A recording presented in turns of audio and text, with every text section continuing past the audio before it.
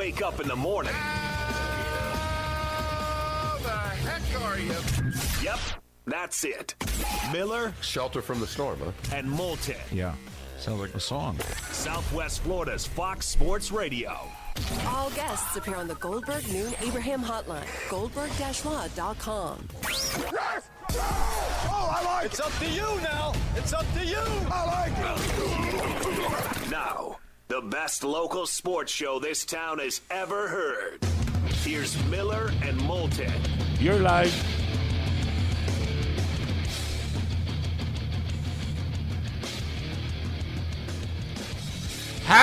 How the heck are you on this second to last Friday of February in 2020?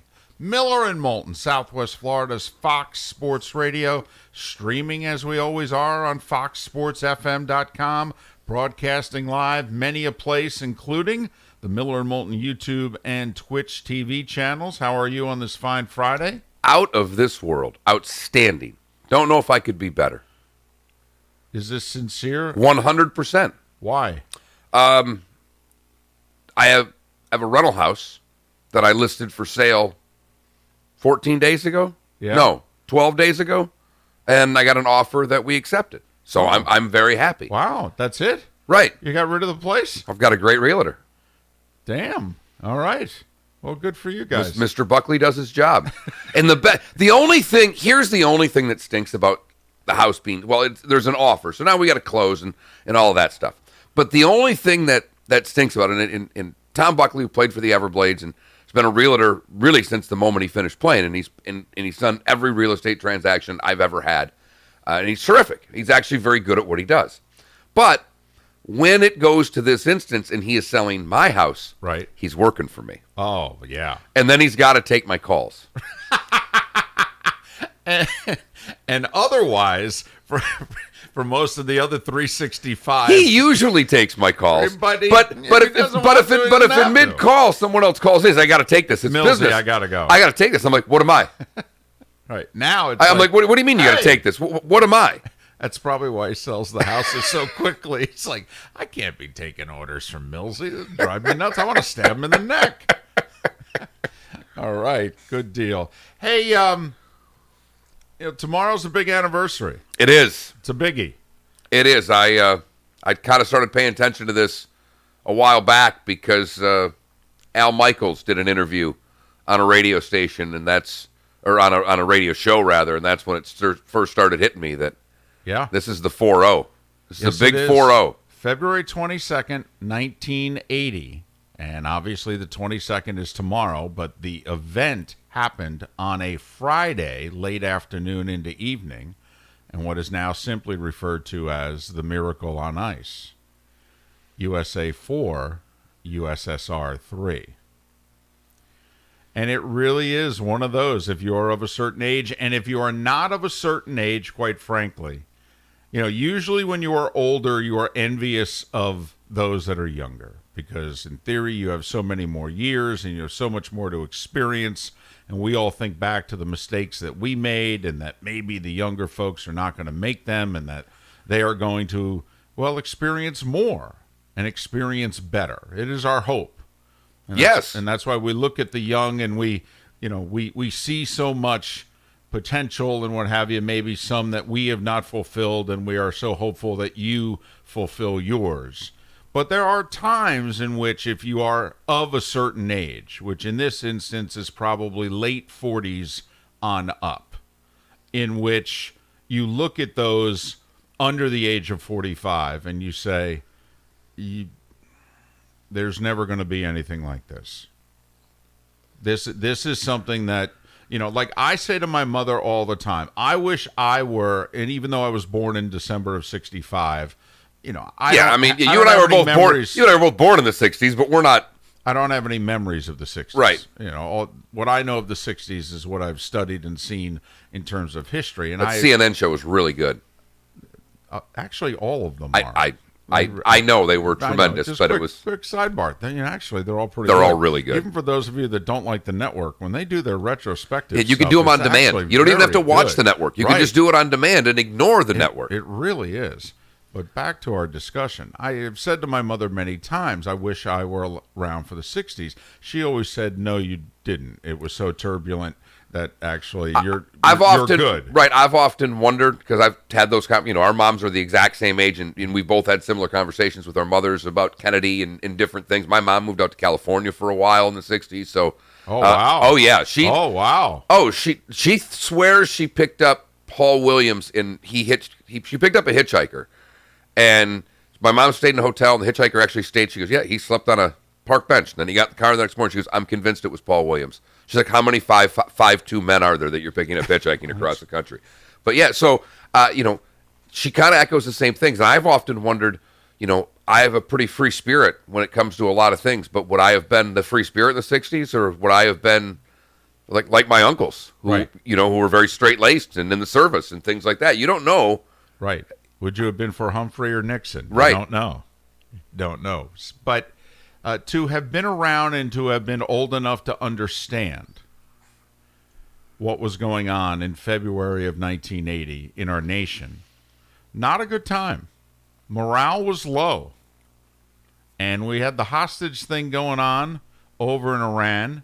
And we had runaway inflation and high gas prices, and we weren't that far removed from, at least I know in New Jersey, I don't know what the situation was elsewhere, in which we had, depending on the last digit of your license plate, you got gas on either even or odd numbered days. I know these things exist, but you also have to remember I'm 11 or 10. Yeah. Right. Well, and then in our case, it was more late 70s, and I was old enough. I was 11, 12, 13. I remember sitting in long gas lines with my mom in the car. And I don't. My mom says we had it. And it's weird because I think from 4 until about 7, my dream job was to be a gas station attendant. I loved the squeegeeing of the windows and the pump. I mean, I thought it was the coolest thing in the world. When we still had gas station attendants. Right. So that's why not remembering it seems odd to me, because I loved the gas station. So you like filling up your own gas then? You Love like it. The whole convenience store, fill in, do your thing. Oh, yeah. I wash my own windows and get mad when they don't have the little towels that I can wipe off the squeegee in between turns because I don't want streaks. Right. Oh, no. That drove me nuts, too. If we're going to do this, we got to do it right. Thank you. I don't like to clean, but if I'm going to clean, I'm going to do it the right way. But you were old enough to understand the country. I really wasn't, nor did I care. Nor should you have. I cared about the Tigers a lot then. I mean, the Detroit Tigers and Michigan State football and Michigan State basketball were the 3 most important things in my life. Whitaker, Trammell. Right, Magic Johnson. There you go. You know what? Not a bad childhood. No, and I had my Everblades, the Saginaw Gears, and right around then I think we won a Turner Cup championship. And I am going we, because I was 10. Yeah. And another thing. But the hockey, I was already a hockey fan, and I think it was a Friday night previous the game against Sweden. See, and the way I remembered it, I thought Sweden was the first night of the Olympics. It was the Monday night. It was the very first night of the Olympics because ABC didn't have anything in prime time. And so we got the full hockey game. Right. Which was unusual. I mean, I remember watching the 76 Olympics, both winter and summer. That's, also we had Olympics in the Winter and Summer Olympics were in the same year. They didn't split them up until the early to mid 90s is when they finally said, let's do winter and then 2 years later do summer and not have them all in the same year. And which I think actually creates a little more interest in the Olympics, better for the networks and all that. Sorry, it was actually a Tuesday. Okay. And I looked it up. I remember the game vividly because we went out, my mother and I went out to dinner on that Tuesday to a place called the Butternut Inn in the Fashion Square Mall. And the game was on, and instead of sitting at a table, I begged my mother, could we sit at one of the tables in the bar area so I could watch the game? And made her stay, because we were done with the meal by the end of the second, and made her stay for the third period. And I remember, being pumped that they tied that game. Pulled the goalie, Bill Baker, slap shot from the blue line, and the U.S. able to get out of game 1 with a 2-2 tie. And the significance of that was there were considered 3 elite teams. Well, the Soviets were head and shoulders above everybody. Czechoslovakia was considered the second best team in the world, and Sweden was considered the third. U.S. was in the same group as Sweden and Czechoslovakia. In fact, those were their first 2 games of the tournament. And the thought was, well, they got to come away with the Sweden game with a point. And then, boy, good luck against Czechoslovakia. Maybe they can get a tie, and then they've got a fighting chance. But the thought was, and I remember Ken Dryden saying during the broadcast, basically, they got to come out of here with a tie because they're probably losing tomorrow. And they're going to be fighting with Sweden then to be the second-place team to come out of this group. And it was the next game when they beat the Czechs. I think it was 7-3. And it was the hardest hitting game that many of us, it was certainly the hardest hitting Olympic game that any of us had ever seen. Ever. And there was a feisty moment, late second, early third. The game was beyond chippy. And a Czechoslovakian player took a cheap shot on a U.S. player, and the camera zoomed in on Herb Brooks, and Herb Brooks told the Czechoslovakian player in no uncertain terms, which we could all clearly hear, he was going to take his co-host stick and shove it up his you-know-what. And at that moment, we all decided, this is our coach, this is our guy, and we love this team. Yep. Because we're tired of getting our butt kicked around the world. It had just seemed like for the last few years that everything we did was not working. And all of a sudden, it was at that moment that I felt that this hockey team began to carry this country a little bit on its shoulders, whether they realized it or not. Well, there's no way they realized it. I mean, you've been to Lake Placid. I have not. My father had been there, and so you've told me about it. He's told me about it. And a young lady who worked for me and why my dad was there, she'd been there many times. That's where she got married and loved it. And what everybody tells you is it's tiny. And then they say, no. I mean, it's tiny. I'm talking San Carlos Park, honestly. Now, obviously laid out very differently, but that's how small we're talking Lake Placid is. And then, oh, by the way, there's a high school which served as the skating rink. You know how you run the the track outside the football field was the speed skating rink. Right. There was one set of grandstands. That's how small this high school was. First off, the main road was a 2-lane road coming into town. There's only one way to get into town. I mean, Lake Placid, if you've been to Cooperstown, New York, that's basically Lake Placid, maybe a touch smaller. And I remember the first time that I went, driving down the main road, thinking to myself, they held the Winter Olympics here? I mean, first off, there were only like 3 hotels. I mean, the first thing I thought of was, where the heck did they put everybody? Well, and that's why, when I was listening to the Al Michaels interview, and he said the movie Miracle's terrific, but it is a movie. Yes. And he said, HBO did a couple really good documentaries. If you want to see the real story, those are where it's at. But there is one scene in the movie in which Herb Brooks and the Russian coach pass each other walking down the street.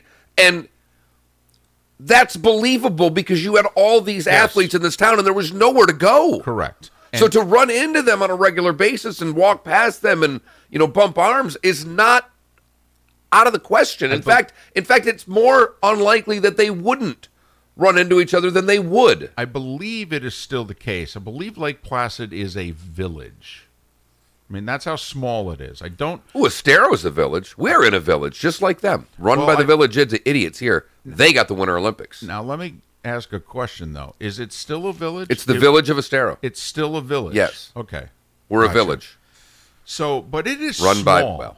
It is small. All right. Eric Heiden wins his 5 golds skating basically at, pick your small high school track, which they froze over and skated around. There's 2 grandstands tops. They had to build for ABC. They had to build a little wooden press box so that Jim McKay and company and Keith Jackson, I believe, did all the speed skating. Yes, where they could have a place to broadcast from. And right next to it was this hockey arena, which is now Herb Brooks Arena. But it wasn't then. It was just Lake Placid Arena. and all 6 U.S. gold medals, because Eric Heiden won 5 and the hockey team won gold. That's it. We won 6 gold in the 1980 Olympics at Lake Placid. Yeah, they were took place within 100 yards of one another. Yeah, they were pretty good golds, though. Because They were Heiden, really good Heiden golds. just breaks every record in that sport ever. And if you really think about what he did, I mean, because he won the speed stuff and he won the distance stuff. Same guy. Right. Same guy was able to be the quickest and the fastest And the most durable. And the most durable. And he almost fell also. He actually lost his edge and his hand touched down, and he was on he was on the edge of one blade for a split second. And, we've seen many a skater lose their edge. And the best way to describe it for those of us that remember, he was right about the same place the agony of defeat guy was on the skis. He could have lost it, and he saved it. And he saved it and came back and won gold yet again. And so then all of a sudden, and then after the Czechoslovakia game, the West Germany was always a problem team, and we beat them. And then we had a couple of games in which, we were trailing going into the third. We trailed every game that we played going to the third period. Well, they had Czechoslovakia beat. I'm sorry, other than the Czechs. But over half our games, we were trailing going into the third. And even as a young guy watching, I mean, you have the lead after 2 in hockey. You put those go in the W column. Right. Teams don't come from behind often in hockey, and they didn't then for sure. And so that was another trait that the team had, was not only were they good and they were so young, they were the youngest team in the tournament, and they kept coming from behind. And then obviously here we are, we're undefeated, and we're playing the Russians. And ABC, and this is where being 10, David, I've said it a million times, I had no clue that game was on tape delay when I was watching it. None. The only reason I knew, and if he's listening in Naples right now, I'm living in the New York metropolitan area in North Jersey, and so we're watching ABC 7. He's pissed right now. Why?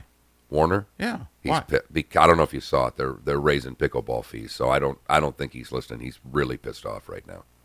Well, I mean, come on. You got a little something for the man. I mean, I think he understands that.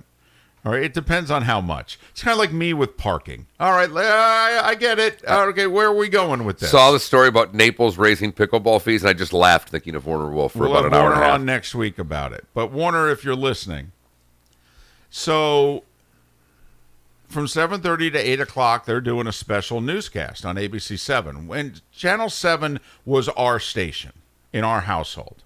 We liked their anchors. The one I thought, the weather guy was funny, and one of the 2 main anchors was very funny. And they would joke around, and Warner was the sports guy. Not much longer. He actually left shortly after this to go to CBS. So they're doing a special newscast. And Warner comes on and says, and I'm getting ready, it's 5 minutes to 8 o'clock. And sports is last. And Warner comes on and says, we're about to show you the U.S. and Russia. But the game's already taken place. And if you don't want to know the final score, turn away right now. I'll give you 5 seconds. And Warner's thing was, besides the fact he would say, let's go to the videotape, he had big cards, and he would write on them in black Sharpie.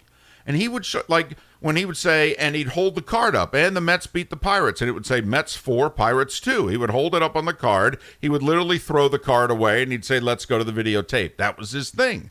And so he's starting his sportscast off, and he says, if you don't want to know the score, turn it off, look away, what have you. And I ran out of the room. Did not want to know. No. Now, he didn't say it, I don't believe. Right, he just but he showed it. He put up one of his cards, and he held it. And then he threw it away. And then he did the rest of his little sports and what have you. But it was weird. If you ever go back and watch the beginning of ABC's coverage. That's the part that, looking back, I was too young, but I don't think my mother and father, my dad's passed. I'll have to ask my mom. We all watched it together. I will have to ask if they knew it was tape delayed, because they go, the first scene, 8 o'clock. We go live. Jim McKay. And people are going bat blank crazy. Yes, they are. It looks like Mardi Gras in Lake Man, Placid. they're running and jumping, and he is just Jim McKay. Right. He's sitting there. They're superimposing everything behind him. Right. And so I'm sitting there at 14 years of age thinking, well, everybody's just really fired up about this hockey game. Like me, because I'm on the edge of my seat. I got goosebumps, the whole deal. I mean, I'm ready for this. And I'm thinking, boy, look at that. Everybody is fired up. You look back in retrospect, you see a documentary and what have you. The hockey game had ended 20 or so minutes earlier, and people are out in the streets there in the village, and they're going nuts because we won. That was the scene going on behind Jim McKay, and they're trying to keep it together. They taped the broadcast as live. Al Michaels gave an interview, and Ken Dryden also gave an interview recently, and it's in The Athletic this week, in which he said, we didn't show a ton of the games live. We got the Sweden game in basically in its entirety live, but otherwise, they would kind of come to us in spurts, and then they would come away from us, and they would go to other things. And he said, so we just did the game the way we would do the game, but then also Al realized we were kind of being heard in bits and pieces, and so Al encouraged Ken to, hey, jump in even if the play's going on. Because what normally happens is when there's a stoppage, they break away from us, and nobody's getting to hear you. All they're hearing is me. So if something's going on, say it. Just jump in and say it. But if it looks like we got a scoring opportunity come up, let me jump back in. And so that's how Ken and Al did their thing, and then they had to go and broadcast this one more traditionally because they knew it was being taped as live, and it was going to run in its entirety. So they had to revert back to how you would quote-unquote call a game. Well, the one other thing that still astonishes me to this day is Al Michaels called hockey games off a monitor. Well, and the other thing was they were basically sitting in the stands. They had people all around them. Al gave an interview recently in which he said in the third period, and this is something you and I can relate to a little more, I think, is that a button got stuck. And you know how when you ask me what's going on during a broadcast and I say I can hear the truck, the producer and the director, and I can hear the people that are on the air and what have you. I can hear the analytical people. I've got like 3 voices in my head during the game for CBS and Fox. Well, apparently that's what Al did too. Al not only had he and Ken Dryden, but apparently a button got stuck. And for the whole third period, he could hear what was going on in the truck. And so Al said, so I entered this, zone of concentration because we're basically sitting in the stands and the arena is as raucous as anything I've ever experienced. And Al at that time had already done some World Series. And yeah, but that arena held like 5,000 people, 4,000. I mean, it's not a big arena. It's tiny. Right. And it is packed to the rafters. And so he said, all it was for me was noise and concentration, and it was only until after the game was over that you start to think, did I do okay? Did I get it right? What did I say? And they had 20 minutes to enjoy it because they had to do the Sweden-Finland game live from 8 to 11, even though for the most part it wasn't going to be shown at all in the States, but they were doing it because it was being shown elsewhere. And they had to do it. They had 20 minutes to soak in the greatest moment in the history of U.S. sports, and then they had to do Sweden-Finland to a half-empty arena. Yep. And it was only when they got back to the hotel at like midnight, all right, could they kind of sit around, look at one around and go, what just happened? And what's amazing is it's still probably the gold standard for calls. I mean, and I remember a long time ago, Al just said the only word that kept coming in my head was miraculous. He just said, I kept thinking this was miraculous. And obviously we all know what he said and how it came down.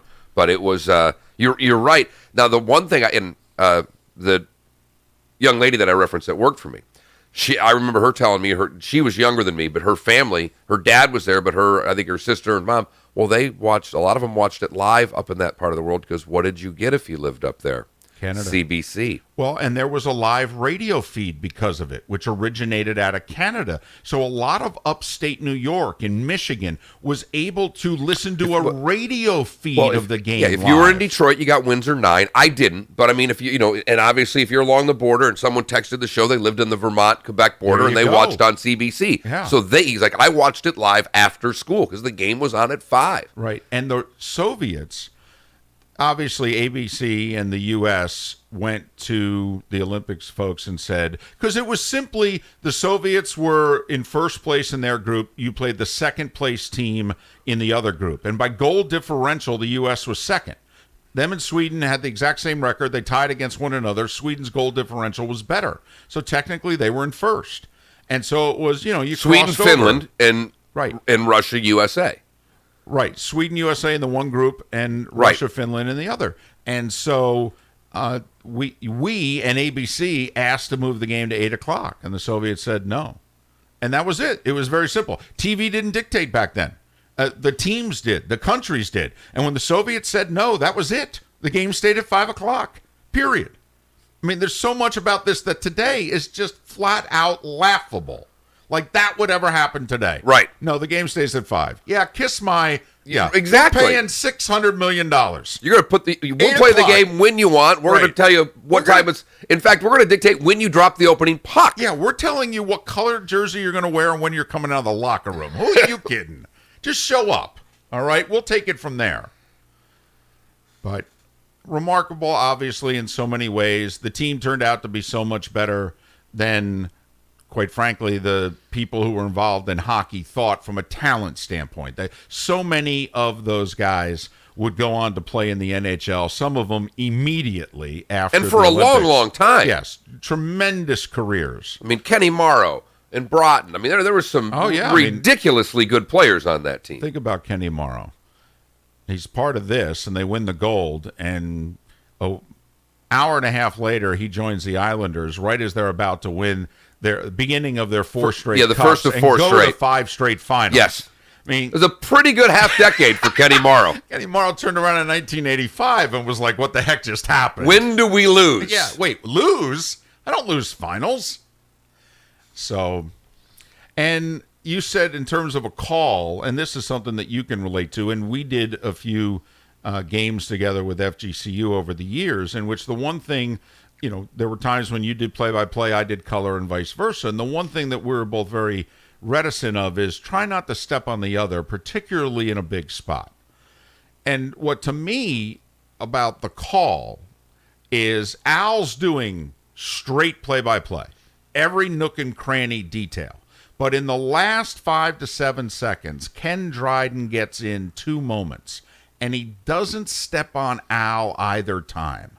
The timing the two of them had, only working together for 2 weeks, was amazing. When the puck finally gets cleared out of the zone, Al says, and they get the puck out of the zone, and Ken jumps in immediately with, "It's over," because he knows, less than 5 seconds ago, they can't go get the puck, come back in the zone, and do they're all anything. deep. There's 4 guys deep in the zone at that Right. point. It's the over. other amazing thing about that is I don't believe the Russians. In fact, I know they didn't. They didn't pull their goaltender. No, until... Did they at all, or only with like 20 seconds to Maybe go? with 20 seconds, but it was very unrushed. First off, they're never losing. You're right. I mean, the first thing is, from a coaching standpoint, they have blunders that you can't imagine in this game because they're never behind. Right. I mean, he pulled the best goaltender in the world because he made one bad play. Correct, at the end of the first period.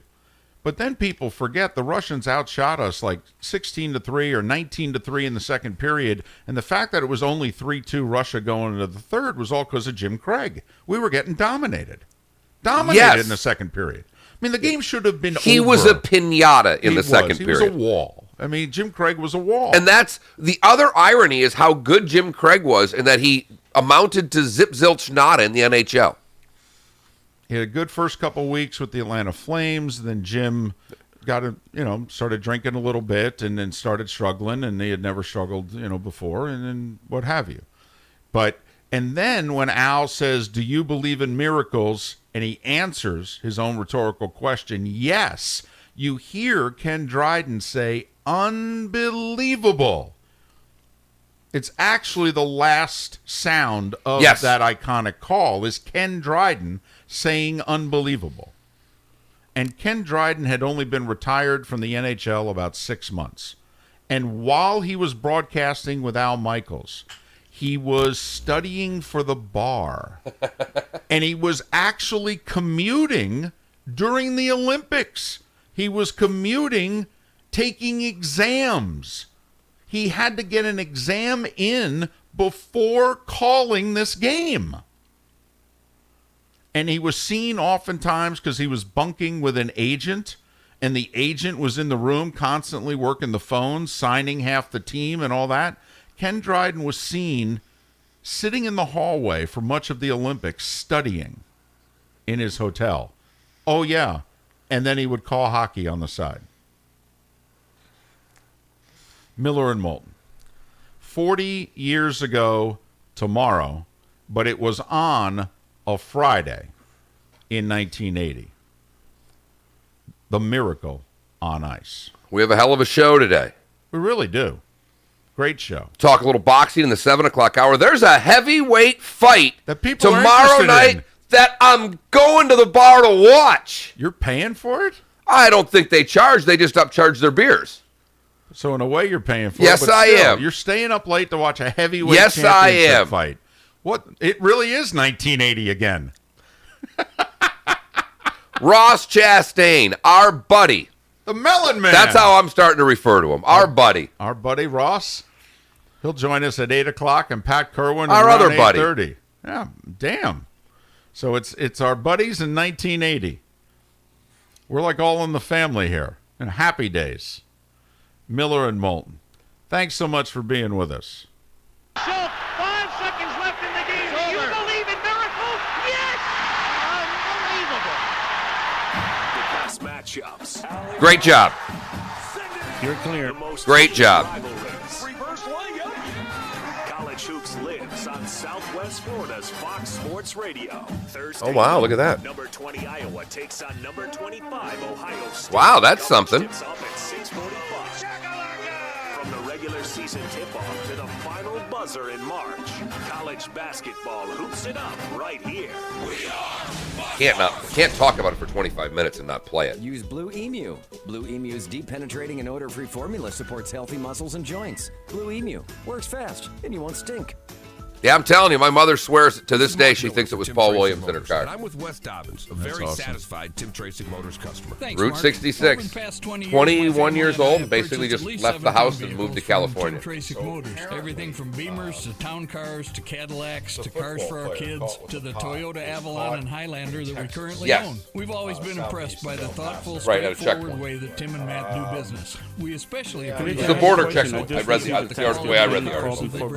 Not at the border, but there's checkpoints around. That's why we'll continue to be loyal Tim Tracy Motors customers. Well, there you have it. Visit online at timmotors.com. Well, yeah, but I think it was a check, like border patrol pulled him over. It wasn't like he got pulled over by the Texas State Police. 275-7900. At Tim Tracy But yeah. Motors, they are confident when you meet them, you'll agree that you've never been to a dealership like theirs before. Visit online at timmotors.com. That's timmotors.com, or call to set up an appointment at 275-7900. 275-7900. Pool need a checkup? Call the doctor, the Pool Doctor. Hi, Dr. Mark here. Is your pool a pain to operate? Automation is the answer. Use your phone to turn on your 1 spa, and it'll be when you million get home. pay-per-views Free they're on-site saying for evaluation. this. We're a Holy family cow. company, and for over 40 years, we've been doing business right. The prescription is the Pool Doctor for award-winning pool service, repairs, and unheard of $39 diagnostic calls. That's mypooldoctor.com or 239-574-1133. Fox and ESPN collaborated for this one. They've never done that before on the pay-per-view Listen to side. the Dan Patrick Show at work. That's a good. That's for sure. Streaming 24/7 That's at good for boxing. FoxSportsFM.com. Have you or someone you know been taken advantage of or preyed Absolutely upon by storm perfect, Gerald. That was chasers or exactly what we wanted. contractors? Awesome. Well, you're not alone. Hi, this is thank PJ, you. owner of Estate Roofing. With over 20 years of experience, I'm committed to quality products with outstanding service. I personally visit all the job sites, making sure every customer gets high-quality work done on time. Did you see the Shingle, Burger King? tile, or Have you metal, heard or we do seen it about all. this Burger We're an King Owens ad they Corning did? preferred contractor with an impeccable Your wife track would record. love it. We understand the value of Love it. educating customers Cried. so you know That was what you're one of the buying most powerful every ads. step of the way. About 2 minutes long. Having issues with getting They your get insurance claims free high paid? school junior We'll help you manage little insurance guy, companies to get you paid or help you with They bully financing if needed. Call me today to get a free 20-watt solar Actual attic fan happy. with your new roof. People are coming up Call and me ordering at if they order a Whopper or a 692-9732. That's Bullied or unbullied? 692-9732. Or visit us online at at the end of the ad, estateroofing.com. That's 95% ESTATE roofing.com. Estate Roofing. Roofing redefined. Ever purchased an online item and either it doesn't fit has missing parts or became damaged? Trying to save a few bucks can end up costing That more. I've My never Shower liked Door Burger King is that a much in my locally life. I was owned like, and operated holy family shit. business. And I mean, some woman Manufactures came over. What are you doing? our own brand of frameless shower doors. And she was little. right She was here not in a big Southwest lady. Florida. Just like, and we were just what are you named doing? Lee County's manufacturer And she picked of up the her year. tray. With almost sits down with the 80,000 kid. shower doors installed, we That's have the better. experience and expertise. She's Plus, slower there, but estimates she's are always still free. angry. Want to see more? That's Go to as good as I've seen her. myshowerdor.com. Hey, check this out, Southwest Florida. You know that sweet trade-in deal And we've that's been a doing recall, here so at you Naples can be a little Nissan? more Well, serious. it just got sweeter. If your trade-in is less than 8 years old with less than 80,000 miles on it, guess what? Naples Nissan is going to give you the original When you're base standing, MSRP right? for it. Wait, what? Yeah. So whatever that Hyundai, Kia, Toyota, Nissan, or Honda was worth 5, 6, 7, 8 years ago is exactly what it'll be worth now. But But only we at just went Naples from Nissan. frown to, like, Ford, that's- Dodge, both of them Chrysler, started. Chevy. Yep, we'll take those too. Let's see here. A You know, brand when new Teresa O'Shea's Nissan on, or I that don't old think she's as 2012 good as the you're other one. driving now that needs new She's tires. got a Bluetooth, little. no She's Bluetooth. got a natural Backup smile when camera, she's standing. no I don't backup like. camera. I think I look Come on, stupid if I'm it's just a standing there no-brainer, smiling. folks. Some people Visit don't look at that. NaplesNissan.com for full details, or come see us on Pine Ridge Road and drive home in that brand new Nissan today. Offers on select models with approved credit and cannot be combined. Now back to Miller and Moulton. This is Miller and Moulton. You're live.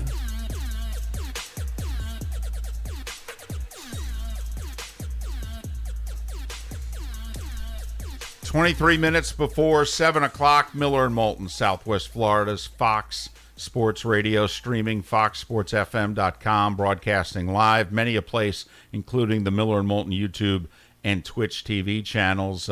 Memories flooding in via whether it's our Twitch chat line or the Williamson Brothers Marine and Roofing text line at 249-8167, 249-8167.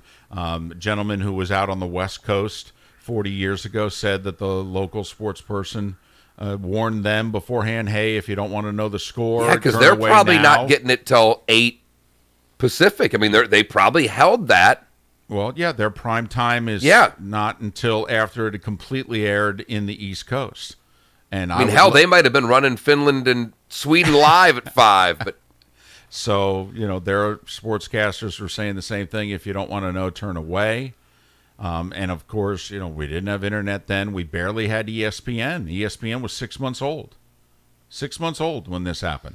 There was no crawl at the bottom. Heck, there was very little live that ESPN did.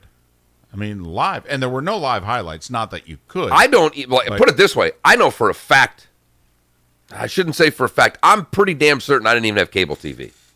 That's very possible. Very possible in February of 1980.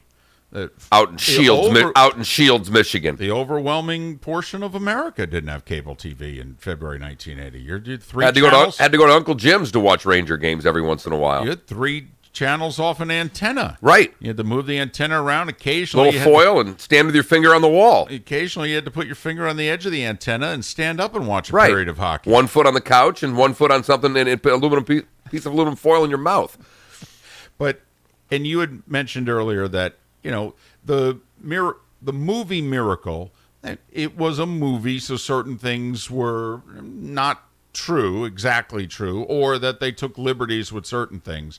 But from the best I can tell, Mark, and we'll do the starting 5 here in a moment, but from best I could tell, to me, Herb's 2 big speeches before the Russian game and his little speech in between the second and third periods of the Sunday game against Finland were authentic, and they kept the Finland game was largely glossed over in the movie Miracle. It was about the Friday night game against the Soviet Union instead. But Herb's speech pregame that day, in which he said, "You were born for this moment in time. They are the best team in the world, but not tonight. This is your time. This is your moment." And from best we can tell, that was authentic. And Mike Eruzione in one of those HBO documentaries says, when we're losing 2-1 to Finland after the second period, And what's difficult to explain, it's convoluted, but it's a medal round. You're acquiring points. If the U.S. didn't beat Finland, they were not going to win the gold. And if they lost to Finland, they were actually going to end up with the bronze, as it turned out. Or they could have ended up with the bronze. They would have, I think, ended up with the silver. But they're losing 2-1 against Finland. And they need to win to guarantee they're going to clinch the gold. And Eruzione in one of those documentaries said that Brooks comes into the locker room and gives about a 30-second speech in which all he says after slamming the door is, "To your effing grave." And the whole room's got the attention, and he says, if you lose this game, you will take it with you to your effing graves. To your graves. And he turns and takes 2 steps to walk out, and he turns back. He goes, "Your effing graves." And he walks out of the room. Apparently, it was like 15 seconds. That was all he said in between the second and third period. And the U.S. dominated the third Steamrolls period. them. Scores 3 goals, ends up winning 4-2, and obviously we win the gold. Soviets ended up capturing the silver. They demolished Sweden because Sweden had a chance if they beat them to actually win the silver, and the Soviets would have ended up with the bronze. And so 40 years ago, technically tomorrow, it was February 22nd. But we don't work Saturdays around here. And we did not want to not talk about what is always going to be. I mean, it's unimaginable, I believe, Mark, to have anything that will even enter the area code. It won't. Of the Miracle on Ice. Like, and I'm being silly, but you and I, before the show, David and I were talking about St. Thomas College in Minnesota, the D3 school that we had mentioned a while back that got kicked out of their league because they win. And they are trying to make the attempt to go to Division I, and it's being met with resistance because it sets precedent in the NCAA, and I'm not going to bore with all the details. But to me, it's basically St. Thomas joining Division I and beating Alabama for the national championship. I mean, that's how unlikely it is. Like, the stories you have to come up with to equal what this is are just foolish. The Soviet Union had not lost an Olympic hockey game in 20 years. They went undefeated in 64, 68, 72, and 76. There was a celebrated series in 72 between Canada and the Soviets. They played an 8-game series. Canada had to rally to win the series 4-3-1. In 79, they played a best-of-3 in the States, which the NHL All-Stars against this very same Soviet team, and the Soviet team destroyed the NHL All-Stars. They won the deciding game 7-1 in Madison Square Garden. They had beaten this Olympic team a month prior at Madison Square Garden 10-3, 10-2? Yeah, it was only a few days before the Olympics actually started. The last game the U.S. was playing before they were going to bust to Lake Placid. And got just whooped. Yeah, 10-3, and the game was not as close as the final score. 10-3, they got beat. And now here they were almost 2 weeks to the day later, and they're playing them, and now it counts for real. So it's the gold standard. It was voted the greatest sporting event of the 20th century. There won't be another. No. It's in its own area code. The running sports talk show joke is, so what's number 2? Right. And, this is like a number 2 when you go from talking for 40 straight minutes on the Miracle on Ice to now it's time for the starting 5. 5 big stories that you need to know. This is Miller and Moulton Starting 5. Fox Sports Radio and FoxSportsFM.com. I kind of feel like Al and Ken having to do that Sweden-Finland game immediately following. It's going to sound like you're speaking Finnish right now reading these scores, too. Quickly, NFL, the owners passed their side of the labor agreement. Today, the 32 team reps will vote. 2/3 of them have to vote yes in order for it to go to the full membership. There are quite a few folks that think that the players are not going to pass this. The Lions released Damon Snacks Harrison. The Vikings saw Everett Griffin opt out of his deal. He will be a free agent. In baseball, David Ortiz called Mike Fiers a snitch for going public about what the Astros were doing. There's some blowback with that. The Yankees have some injuries to the starting pitching already. Lefty James Paxton's going to miss the first month of the season, but their number 2 starter, Luis Severino, has already been shut down with a forearm injury. That's usually a precursor to a major injury, so that bears watching. Men's college basketball last night, Good night for ranked teams and good night to be at home. Gonzaga, Colorado, BYU, Arizona, all ranked, all won at home. So did 20th ranked Iowa over 25th ranked Ohio State, 85-76. Oregon went on the road to Arizona State. Yeah, they lost 77-72. Heat got beat by the Hawks, 129-124. Kyrie Irving will join Kevin Durant as being out for the year with a shoulder injury for Kyrie. Brooklyn lost to the Sixers in overtime. And the Rockets, Mark, first game back. This small ball thing is working. They went to Golden State, whooped up on the Warriors by 30. Big loss for the Panthers last night in Los Angeles to the Kings, 5-4. They're now 2 points behind Toronto for third place in the division, which is the final playoff spot. The Leafs beat the Pens 4-0. Lightning lost in Vegas. This snaps, what, a 12-game winning streak? I think the Lightning had 5-3. Vegas, by the way, is where all the Miracle on Ice celebration is going. The Golden Knights, along with the local convention bureau, they flew everybody in. Yeah.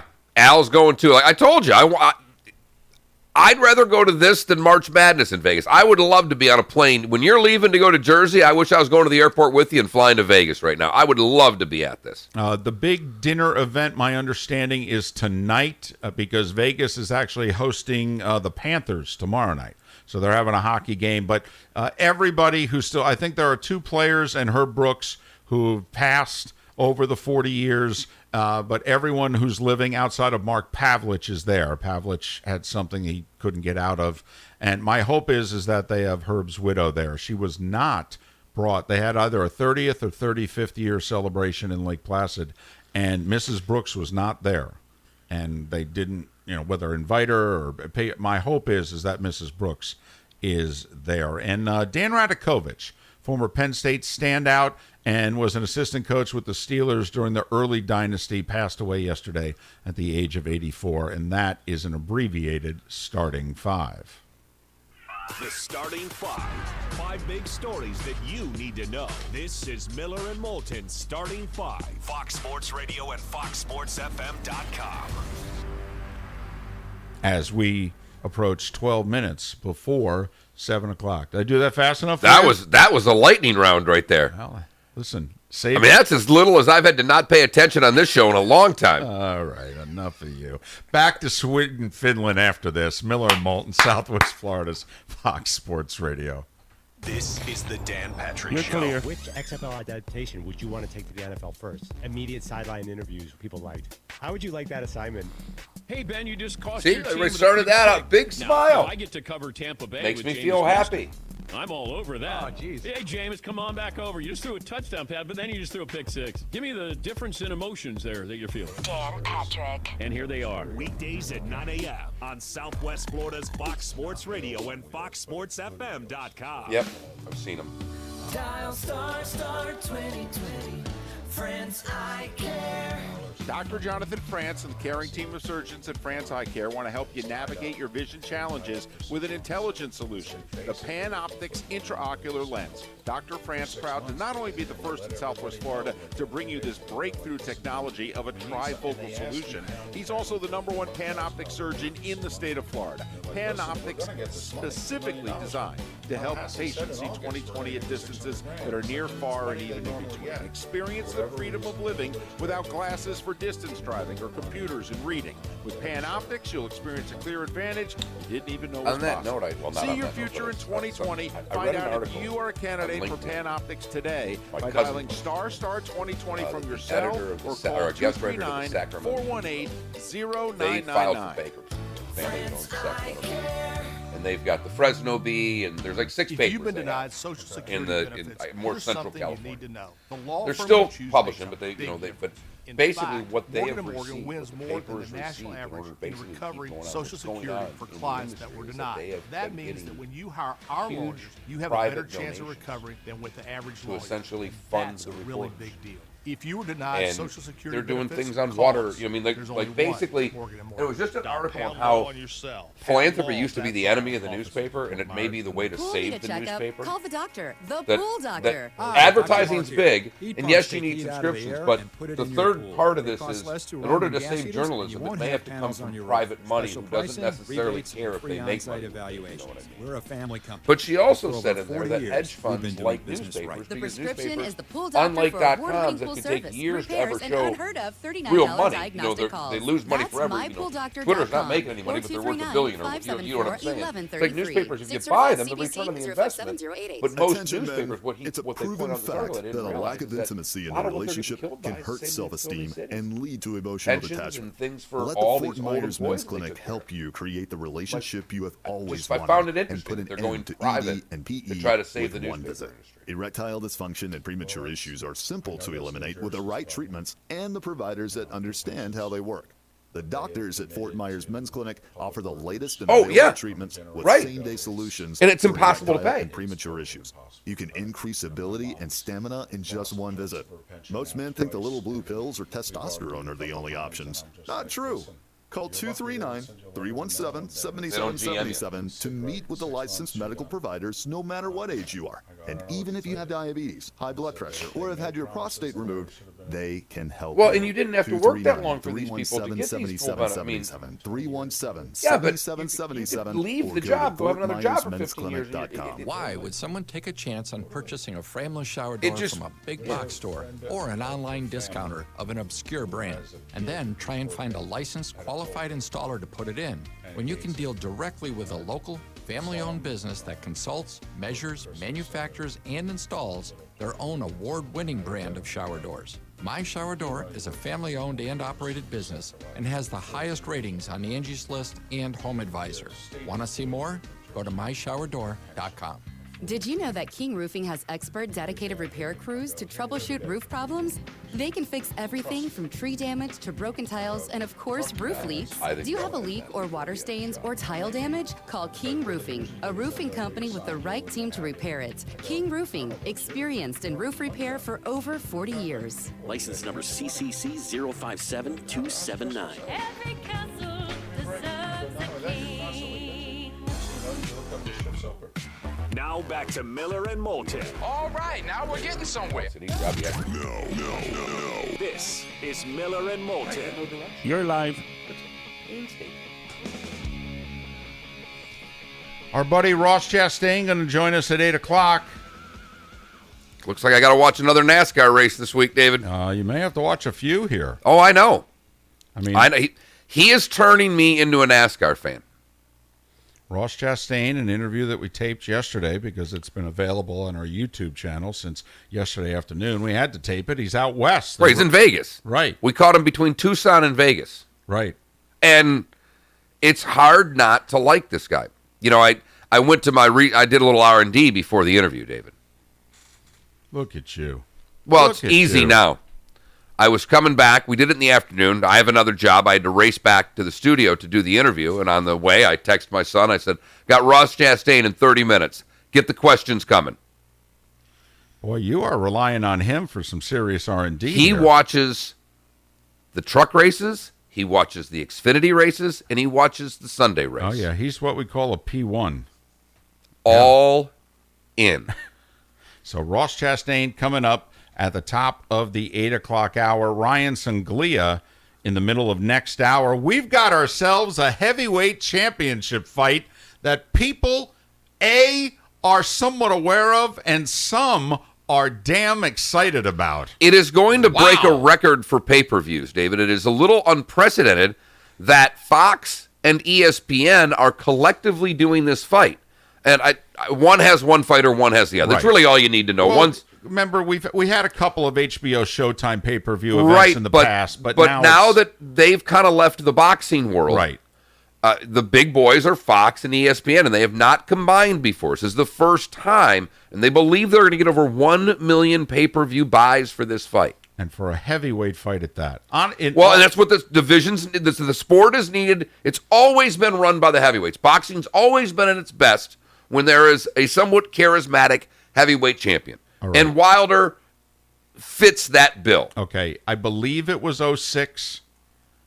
I believe maybe it was even before then, but Tyson at the very end, he's washed up, but he fought Lennox Lewis. I think they fought in Memphis, and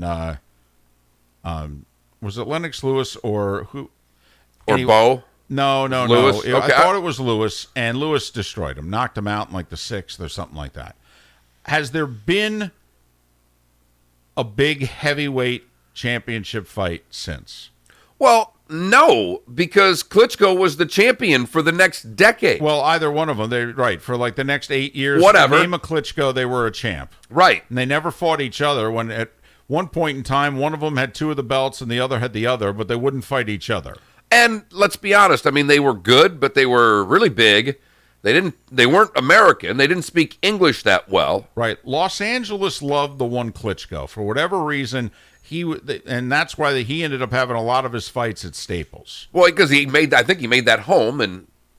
Well, yeah, because he was with Hayden Panettiere, and so, yeah, with an actress and all that. But we do have, Fury's interesting because he looks like a guy you would see at the Alva Watermelon Fest. Well, then obviously he's about ready to conquer the world, because Ross Chastain is conquering the world, and it wasn't that long ago that he was at the Alva Watermelon Fest. Yes, the difference is that if you saw Ross Chastain at the Watermelon Fest, you didn't think he would swallow you whole. Well, that's true. He would be the one feeding Fury, though. Right. He'd be throwing watermelons, and Fury would just swallow the watermelon whole. So we've got ourselves a heavyweight championship fight. For those that are going to head on out to a local establishment, or you're going to stay home and buy it, my understanding is the fight's not going to start before midnight. Oh, no. I've got to get... I think I was told last night like 12:12. I've got an 8 a.m. tea time tomorrow. Ooh. Remember. It's going to be cold, too. I am going to be ticked off about how... It's been gorgeous for 2 weeks, and tomorrow morning we get 55. It's actually getting colder every hour of today. This is the warm... The high of today is right now. Yeah, and it was absolutely gorgeous walking the dog. 2 hours from now, it's going to be in the mid-60s. Fantastic. But then it's a nap, a little playtime with the daughter, then another nap, and then I'll go out for the fight. It's a double nap day tomorrow. Well, we're not going to feel sorry for you. 2 naps and playtime with your daughter. That's the plan. It's going to be a great day. I was going to say, so you're a little tired tomorrow morning for your little member. Suck it up there, big fella. Miller and Moulton. Oh, yeah, Pat Kerwin in an hour and a half. It's a pretty damn good show. You're clear. We're on the phone with our good friend Tim Meister, owner of the Floor Meisters in Naples. TJ, we hear you've added several new colors of Cortec to your great line. You realize I go through a big deal of what shirt I wear every morning. I don't know why. What am I going to go with it? And I'm looking through and I saw one of the old FSWs. I go, I haven't given FSW any love in a while. That'll bring our total of 55 colors of Cortec in stock every day for purchase and take home. And it's not just the many colors of Cortec that you have. You also have other Cortec products as well. We also carry the Cortec Stone product. Looks like tile, looks like stone, but it's Cortec, so you get the softness, quietness, and the easy installation to go with it. We also have Cortec wood, look of wood, real wood, but with a more stable core for Southwest Florida's humidity. If you haven't been to the Floor Meisters, you really owe it to yourself to visit the store. 6281 Naples Boulevard, right next to Costco, or go online, floormeisters.com. That's floormeisters.com. FGCU basketball is on Southwest Florida's Fox Sports Radio. He rattles it home. It's an FGCU doubleheader in New Jersey. The Eagles against the Highlanders of NJIT. It starts with the nationally ranked women at 1 o'clock. FGCU Athletics on Southwest Florida's Fox Sports Radio. Presented by the Kelleher Firm. We are Fox Sports. Oh, love your new TV and the sound. It's amazing. But where are the speakers? It's like they're invisible. They are invisible. It's the coolest new technology, and they're the best speakers on the market. It's crazy. I've heard of wireless speakers, but invisible speakers? That's epic. Epic Audio and Video invites you to experience invisible speakers for yourself. You won't believe your ears or your eyes. Visit Epic Audio Video Showroom on the corner of US 41 and Pine Ridge in Naples, or online at epicaudiovideo.com. WFSX AM from Naples to Cape Coral and all of Southwest Florida. 103.3 Fox Sports Radio. We are Fox Sports. What's trending now on Fox Sports Radio is sponsored by Estate Roofing in Naples. Online at estateroofing.com.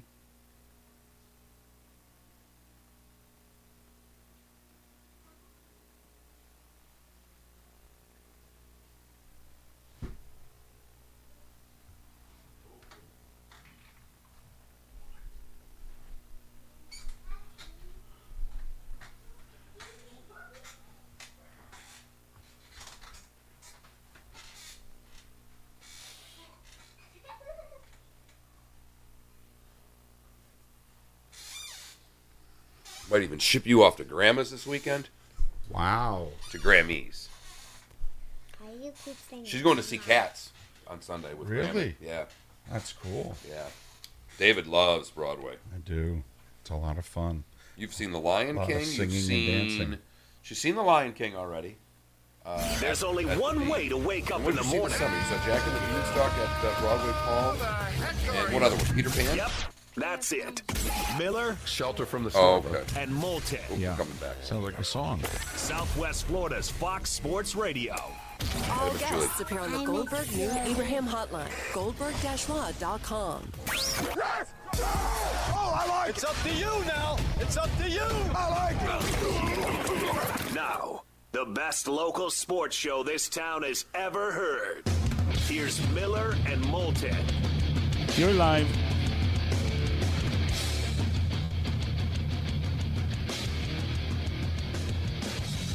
Couple minutes past 7 o'clock on this Friday. It is the 21st of February. It was 40 years ago tomorrow that the Miracle on Ice took place. It took place on a late Friday afternoon, early Friday evening in Lake Placid some 40 years ago. The living members of the team, along with Al Michaels and anyone associated with the 1980 U.S. Olympic hockey team, they are all in Las Vegas for the weekend, minus Mark Pavlich, the only living player not there. I believe 2 players and Herb Brooks are no longer with us. Everyone else, thankfully, still is. But think about it. They're all in their 60s. Yeah. Yep. We've been lucky enough to have Eruzione on a couple of times. I've met him on a few other occasions. Mike got it. I really believe that. He wasn't a great player. Not at all. He was a minor leaguer. And he played for the Toledo Gold Diggers before he played on the 80 Olympic team. Because you could play professionally, just not at the AAA level or above. He was still considered an amateur. That's how bad the IHL was considered at that point. But he obviously wrote it out. But when he came over to the arena and did a thing for kids, he was all in. And this was, obviously 20 plus years after the gold medal. And when he went and did a thing for us and came out and did drills with a bunch of kids, he acted like a little kid on the ice. I believe he was the oldest player on the team. Yes. Wasn't he 25? I think that's right. So obviously that would make him 65 now, and he was the oldest on the team. We've had many a comment on the Williamson Brothers Marine and Roofing text line 249-8167. People remembering where they were when they watched. Did they watch it live? Were they like the masses who saw it on tape delay? There were those that were actually listening live, coming home from work. If they were near the Canadian border, they could catch a rare radio feed of the game. Their thoughts about the team, what it meant to them, and all that. We got one comment on the Twitch line, Mark, that talked about they had never seen, the thrill of victory and the agony of defeat, that the Soviets just staring at us, celebrating, and the looks on their faces is what certain people have remembered this morning. There are 2 great documentaries that HBO did, the one on the U.S. team. I think they did the one on the Russian team. Go find the one done from the Russian perspective. It is riveting. Yes. It is riveting. Because a few of those players talk very candidly about it. Tretiak being one of them, who's in a lot of this. Shortly after this, the wall starts coming down. Players start coming. Yeah, mid-'80s, it starts breaking. By the end of the 80s, it's really breaking, obviously, because the Soviet Union is breaking apart. But the other thing is, we commented earlier about, the U.S. team ended up being so much better than what the experts thought, because so many went on to have really solid and some great. I mean, Neil Broad scored over 1,000 points. Right, in the he was NHL. up until recently, he was the all-time leading scorer for U.S. players. I think Mullen then passed him, and others. Kane's going to pass him, and right, all that. But I mean, for a decade, he was the guy, and he won a cup with the Devils, and obviously Ken Morrow, a stalwart on those great Islander teams, coming straight from the Olympics. So the U.S. team was actually underrated. Herb had put together far more talent. He put together an NHL team. And I mean, it is the one thing the movie Miracle does point out early is that he put together a team he thought could win. And all-star teams never won against a Russian team. You needed a hockey team. Yeah, and that's what Herb put together. And Herb basically put together the fastest team that we had ever put together. I mean, we could skate. You know, Herb was like, to have any chance against them, you have to be able to skate with them. And so he put together the best skating team that he could, and what this team inspired. I mean, if you take a look at all the great U.S. players that begin coming along in the late 80s and all through the 90s, they were all inspired by this team. All of them. And legendary U.S. hockey players, too, inspired by this team. And, you know, I knew we were going to talk about it. I kind of dropped the ball because earlier this week, an old acquaintance of mine, he was actually my boss for a hockey team that I worked for a slight time, and I left to go somewhere else. He left to go somewhere else, and we've kind of reconnected. And he had put up a picture of Walter Mondale and his father at the opening ceremonies. And Joe had never talked about this when I worked. I worked for about 6 months, I think, before I went to Nashville. And so someone had asked on the Facebook post, did you go to the game? He goes, I was at every hockey game. And he's actually in town right now. And there's part of me that wants to reach out and say, you got 5 minutes to just tell me? Because there's a lot of people that said they were at the game. Right. He's the only one I know. There's two people. I know he was there, and Shannon O'Flaherty was the girl that worked for me. I know her father, who coached Clarkson hockey. I know he was there. Those are the two people I know for certain that were at the game. I can't tell you about anybody else. But we did get this. We've got a lot of great texts this morning. Williamson Brothers Marine and Roofing text line 249-8167. Obviously, you can jump on Twitch. You can tweet at either of us any of your comments. But he says, going to school at Oshkosh, and friends and I walked around campus looking for a TV to watch the game. Found one at Scott Hall. 3 black kids from Milwaukee were watching something on TV. We offered them a case of beer, and they became hockey fans. There you go. There you go. Nice trade on both ends. That's a win-win deal right there. Awesome. Absolutely. I can't imagine being, like, it was the coolest thing in the world for me, but to be, even just your age, to be like that 15, 16 to 20, watching that had to be even a different level of euphoria.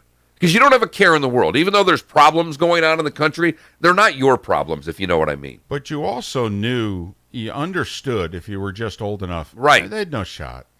I mean, they had no shot. I mean, if we talk about going through the U.S. roster, I mean, if you know anything about hockey, you go through that Soviet roster. And I know they tried to point out that maybe a couple guys were getting long in the tooth. Yeah, I'm going to reiterate it again. Not only at 2 weeks earlier, they'd beaten the U.S. 10-3 at the Garden, and the game wasn't that close. 6 months earlier, they had skated into the ground the best team that the NHL could put together for an all-star series. They skated them into the ground. They humiliated them in winning a series in the summer of '79. I mean, this team had no chance against these guys. When David brought up the 72 Summit Series, this was the best Canada could put on the ice. Yeah, the very best. I mean, you're talking Esposito. You're talking Guy Lafleur. You're talking Orr. I mean, this is the best that the country of Canada could put out there. In their prime, too. It's arguably the best team, maybe the 2000 team that went, the team that went to Salt Lake and won the gold. But it's arguably the best Canadian hockey team of all time was in the 72 Summit Series. Yeah, and they barely 4-3-1 beat the Soviets. 4 games in Canada, 4 games in Moscow. And Don Awrey, who lives in Southwest Florida and was an off-ice official, he played with the Bruins and he played with the Blues. And a little with the Rangers. Don was on that team. Yes. And that was them putting together. It wasn't an all-star team. They needed a Don Awrey so he could put the BC two-hander right into the back of some guy's legs. I mean, it was nasty, physical, mean, terrific hockey. I would argue the next best one. And then you go 7 years later, Rendezvous 87. They did it again in the Canada's Cup. Canada and Russia. And they played 3 games, and Canada won. And there was a line with Messier, Lemieux, and Gretzky. Right. And I think all 3 games were 6-5. And the Canada had to come from behind to win all of them. I mean, for 25 years, this was beyond the gold standard. And we had 20 college kids. Right. I mean, they had no shot. They had no shot. I mean, Al Michaels, in an interview he gave recently, he said he turned to Ken Dryden before the game, and he said, do you think it could be like 3-1 mid-second? Do you think they could just kind of stay in it for a little while. No, honestly. The line you and Gary say every Friday leaving to go to town. Man, we just need a game in the fourth quarter. You guys, who you rooting for? And we go within 7 points at the start of the fourth quarter. That's what we're rooting for. Yeah. Could care less who. I got Alabama where. 5 times. I just need someone to be within a touchdown when we start the fourth quarter. And that's all Al wanted. Totally. Al wanted to go to the third and say, we got a shot. By 9:30, can we still have most of our audience? I'd really appreciate that. It'd be a real bummer. So, it's just 40 years tomorrow. It was on a Friday night. And it is one of those sporting moments. A lot of times, unfortunately, we remember where we were when bad things happen in our country's history, in our personal history. It's one of those moments, and it may have been the first that many of us kind of bookmark. It certainly is for me. Because you were 11, right? Yeah. In which you remembered where you were when. And the other thing, of course, was that it led to an entire nation getting up on a Sunday morning to watch a hockey game. Because that's the other thing. It was a round-robin tournament. And we talked about they had to play at 5 o'clock in the afternoon on Friday, not the primetime game at 8. Well, they had to play the 10:30 game on Sunday morning. And the other game, which turned out to be the Soviets and Sweden, that was the 1:30 game, and they got the game over in time. They Zambonied the ice, and they did the closing ceremonies on the ice. I mean, literally, that was it, and it was wrapped up by 6 o'clock. But at 10:30, the U.S. was playing Finland, and they needed to win the gold. And all of America, all throughout the country, they're bypassing church in the dead of winter. That's a big sacrifice. For a hockey game. For a hockey game. In 1980. And as Al also famously said in the opening that he and Ken Dryden did at 8:01 when Jim McKay threw it to him, this is one of those rare in our country, are hopefully something that we can never go down the road and duplicate again, because also we had the Cold War. That's the other overlying thing now. Is that we had the Cold War, and it was serious at that time. We hated each other. Right. There was a real threat. We could go to battle. Yeah, I don't see anybody in the Middle East putting together a good enough sports team to have this kind of rivalry again. No, David. I like our chances. Right. I do. I like our chances on both, the battlefield and the playing and field. The rink. Unless we're playing cricket. But it was a bad time. It was a dark time, and we were in a malaise, and a hockey team, a group of college kids, and in the documentary, it's a week or so afterwards, and they get invited to the White House, and obviously they all go. There was no talk then about what your politics were and whether you went or not. You went. Right. And we're at a pretty dark time, and that's the most unpopular president in many of our lifetimes. Yes. And as they were leaving, it's a few hours, and they have dinner, and they get the tour, or lunch, I think it was, and they get the tour and the whole deal. And then they all kind of looked at one another, and it hit them. This is like the last time we're together. We've been together for over a year. Herb put us together in training and the tour around the world, and we played all these games, and then we do the Olympics and this, that, and the other thing. And, it's kind of like you graduate high school or college, and there comes a moment in which you all look at one another, and it's usually at graduation. And you're going to try to get together, and it, and it's not that you'll likely never see them again, but you don't know when. Right. And they were all looking at one another leaving the White House, and they're all in shirts and, ties and sport coats. They're beginning to loosen their ties, and they're like, so what are you doing next?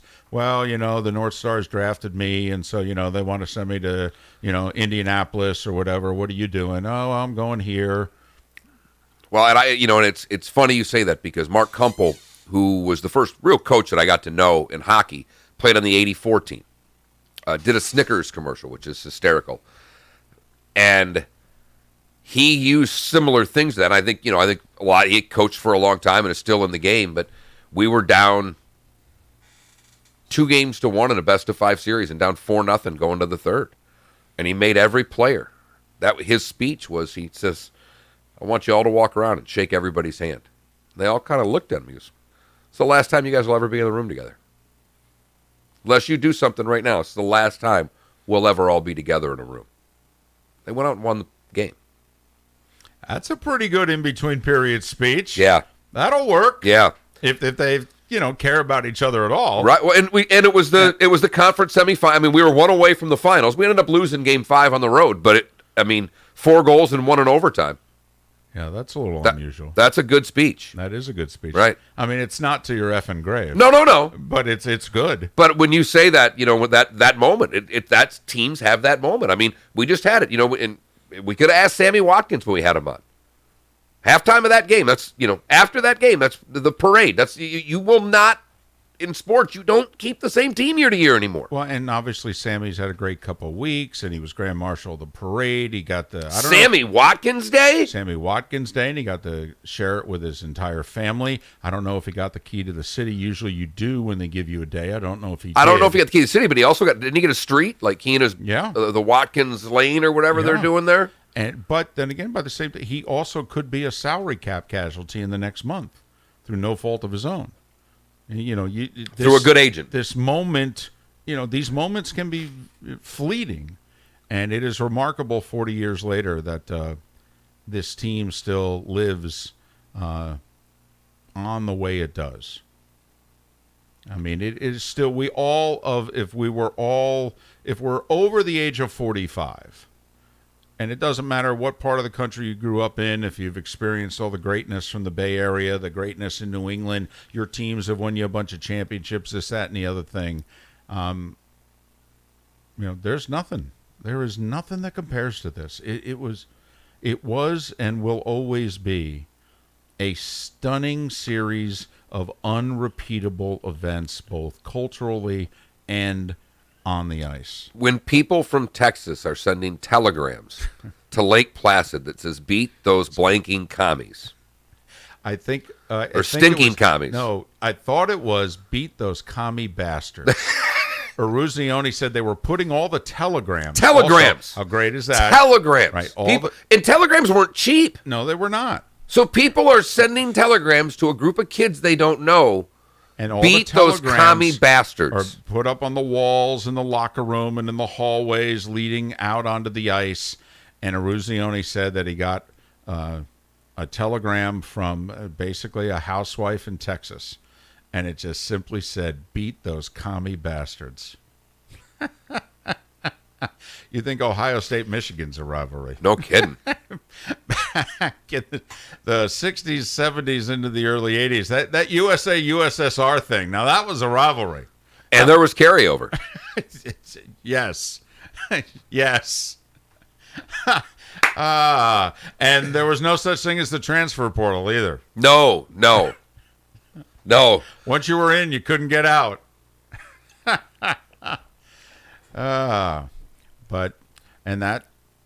That was the beginning of, and it was also, Wayne Gretzky just started his pro career in the fall of 79. And little did we know that we were going to go from the U.S. Olympic hockey team to Gretzky, which would then turn into Lemieux. And what would happen to hockey over the next generation in this country, in which it would expand outside of cold weather places, and it would be a sport that would be viewed so much more favorably, I think, by the country at large. Didn't necessarily translate into ratings and what have you, but I think what those college kids did, though, was elevate the status of the sport. There's no doubt. And Saturday was that National Hockey Day in America, and they were in Nashville for the NBCSN, and then they had a triple header on.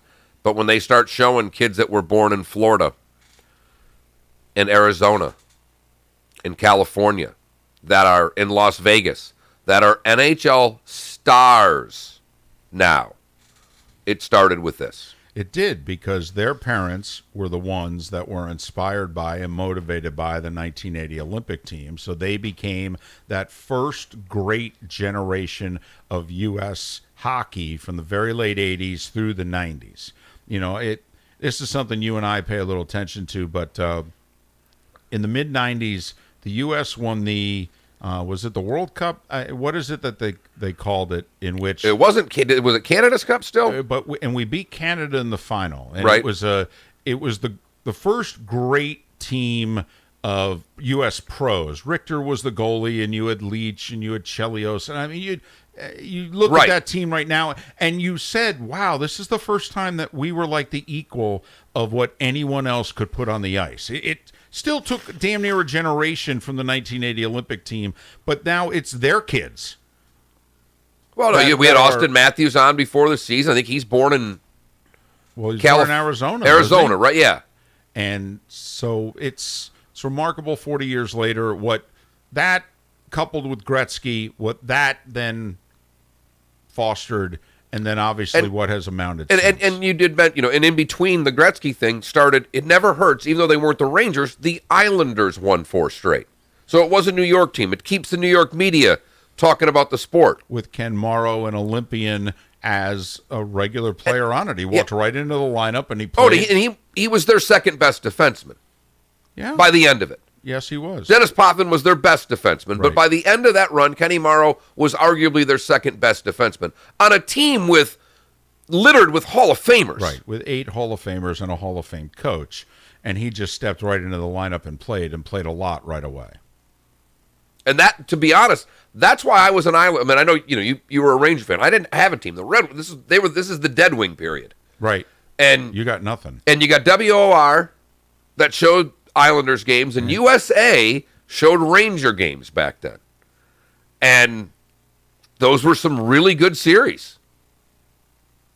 84, best of 5, first-round series, goes to overtime, Game 5. Ken Morrow scored the game winner.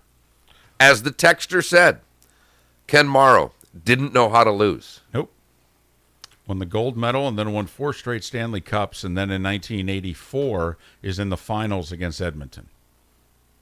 So he had a gold and 4 cups, and only then in the 84 finals did he experience losing in the finals. Right. Oh, so that's what this is like. He was like in his mid-20s. Wait, you can lose these things? Yeah, you can lose these things. Pride of Flint, Michigan, Kenny Morrow. Hot damn. He's one of those that's in Vegas tonight. They're having a big dinner and celebration.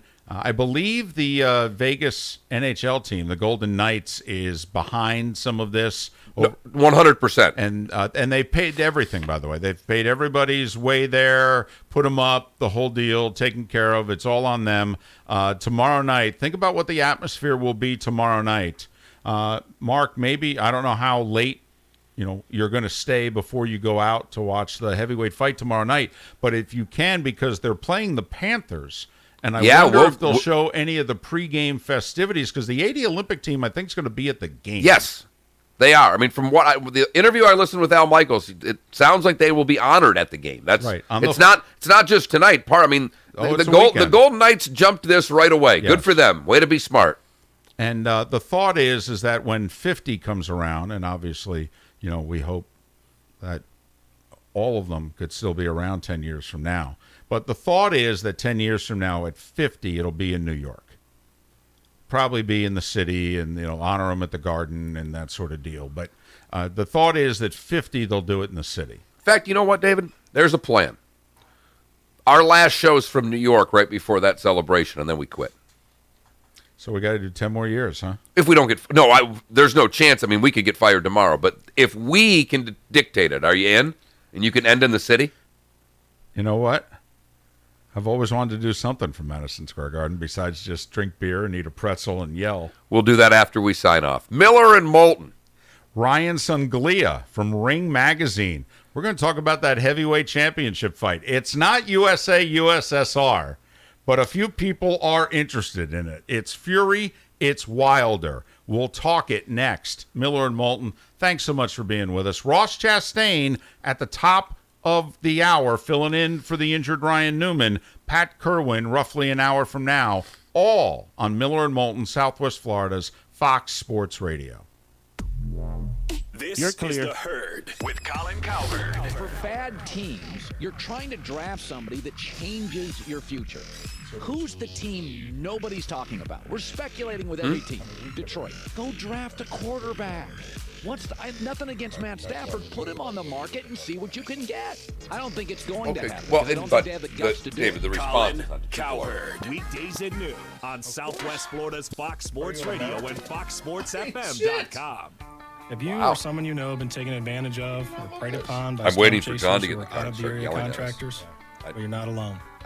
This is PJ, owner of Estate Roofing. I said, are you With over 20 years of experience, I'm committed to quality products with Recorder's outstanding I'll turn it service. on now. I personally visit all the job sites, making sure every customer gets high-quality work done on time. Shingle, tile, or metal, we do it all.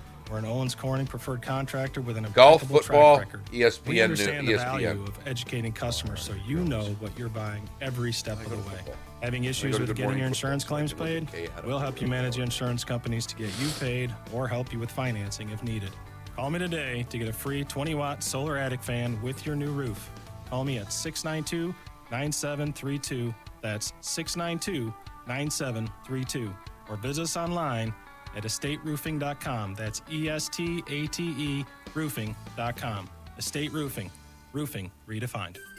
This is Mark Miller for Tim Tracek Motors, and I'm with Wes Dobbins, a very satisfied Tim Tracek Motors customer. Thanks, Mark. Over the past 20 years, my family and I have purchased at least 17 vehicles from Tim Tracek Motors. Everything from Beamers to town cars to Cadillacs to cars for our kids to the Toyota Avalon and Highlander that we currently own. We've always been impressed by the thoughtful, straightforward way that Tim and Matt do business. We especially appreciate that they're so picky about the quality of cars that they bring to the market. They have always stood behind their cars, and that's why we'll continue to be loyal Tim Tracek Motors customers. Well, there you have it. Visit online at timmotors.com. That's timmotors.com, or call to set up an appointment at 275-7900. 275-7900. At Tim Tracek Motors, they are confident when you meet them, you'll agree that you've never been to a dealership like theirs before. Visit online at timmotors.com. That's timmotors.com, or call to set up an appointment at 275-7900. 275-7900.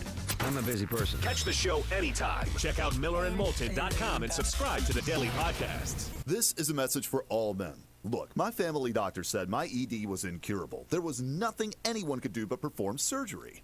My wife was supportive. She told me it wasn't important and there were other things we could do, but deep down, I knew she was disappointed. I felt less of a man, less of a husband. I was embarrassed. I heard the ads for the Fort Myers Men's Clinic, and I thought to myself, how can the doctors at that clinic claim to resolve my erectile dysfunction in 15 minutes or less? So I called, made an appointment, my wife went with me, and let me say, my doctor was wrong. We have regained our intimacy. They can help. No matter your age or your condition, $99 for a doctor consultation and a test dose of the medication. I got your can caller. help. Call now, 239-317-7777, 317-7777, 317-7777, or FortMyersMen'sClinic.com. And be sure to ask about the incredible Pulse ED, known to increase stamina, sensitivity, and even size. If a car dealer asks you for your tax refund, don't do it. If you've made a deposit, get it back. Other dealers want your tax refund at Galliana Chrysler Dodge Jeep Ram in Fort Myers. We don't need it. Right now, during the President's Day event, new Jeep Renegade Latitude, $189 per month. New Grand Cherokee Laredo, $269 per month. New Jeep Gladiator Sport 4x4, $279 per month. Over 1,100 Chryslers, Dodges, Jeeps, and Rams. All at the absolute best prices in Southwest Florida. Qualifying purchases with zero down and no monthly payments till August. That's right. Zero down and no monthly payments till August. And exclusive of that offer, Galliana Chrysler Dodge Jeep Ram in Fort Myers will give you $6,000 minimum for any trade, in any condition, running or not, at Galliana Chrysler Dodge Jeep Ram, 1/2 mile south of Daniels Parkway on US 41 in Fort Myers. Open every day, including Sunday. Call 239-481-2600. GallianaCars.com. 42 monthly lease, 10,000 miles per year, $999 due at sign plus tax, stock, and dealer fees. Zero security deposit with lender approval. Minimum trade toward the purchase of select new vehicles. In stock units. Only offers don't combine. Here we go. Now back to Miller and Moulton. No. This is Miller and Moulton. You're live.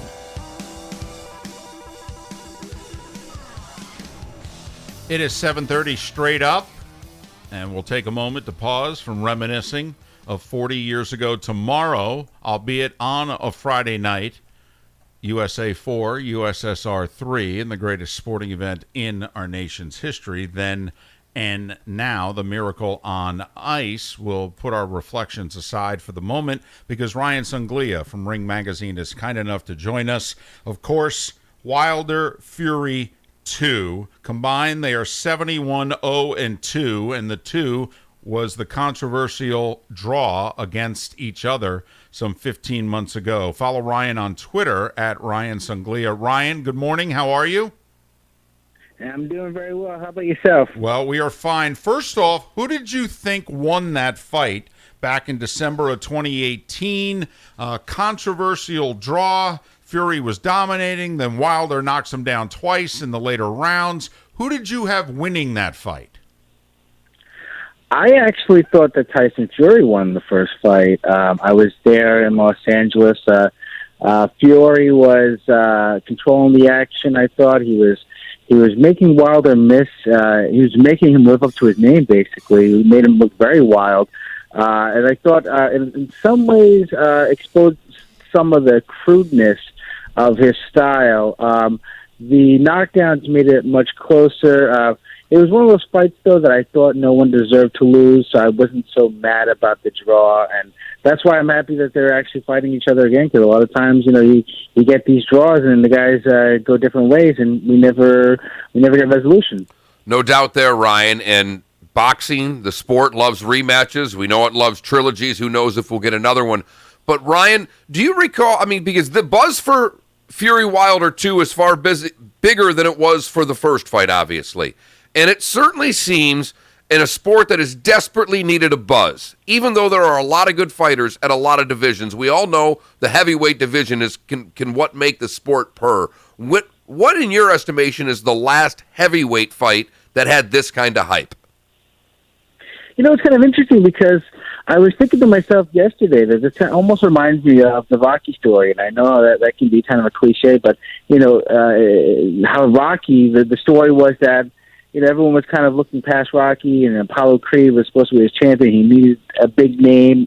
He needed just someone to kind of get him a little bit of buzz, and everyone thought that Creed would destroy the guy. I didn't actually think that Tyson Fury was going to turn up in the shape that he did the first fight. I thought that he was coming in for a payday. He was selling his unbeaten record basically because he had been out of shape. He'd been out of the sport. And I generally, when a guy's coming back that way, I usually think that he's only doing it for the money. It turned out he had a lot more left in the tank than I thought he did.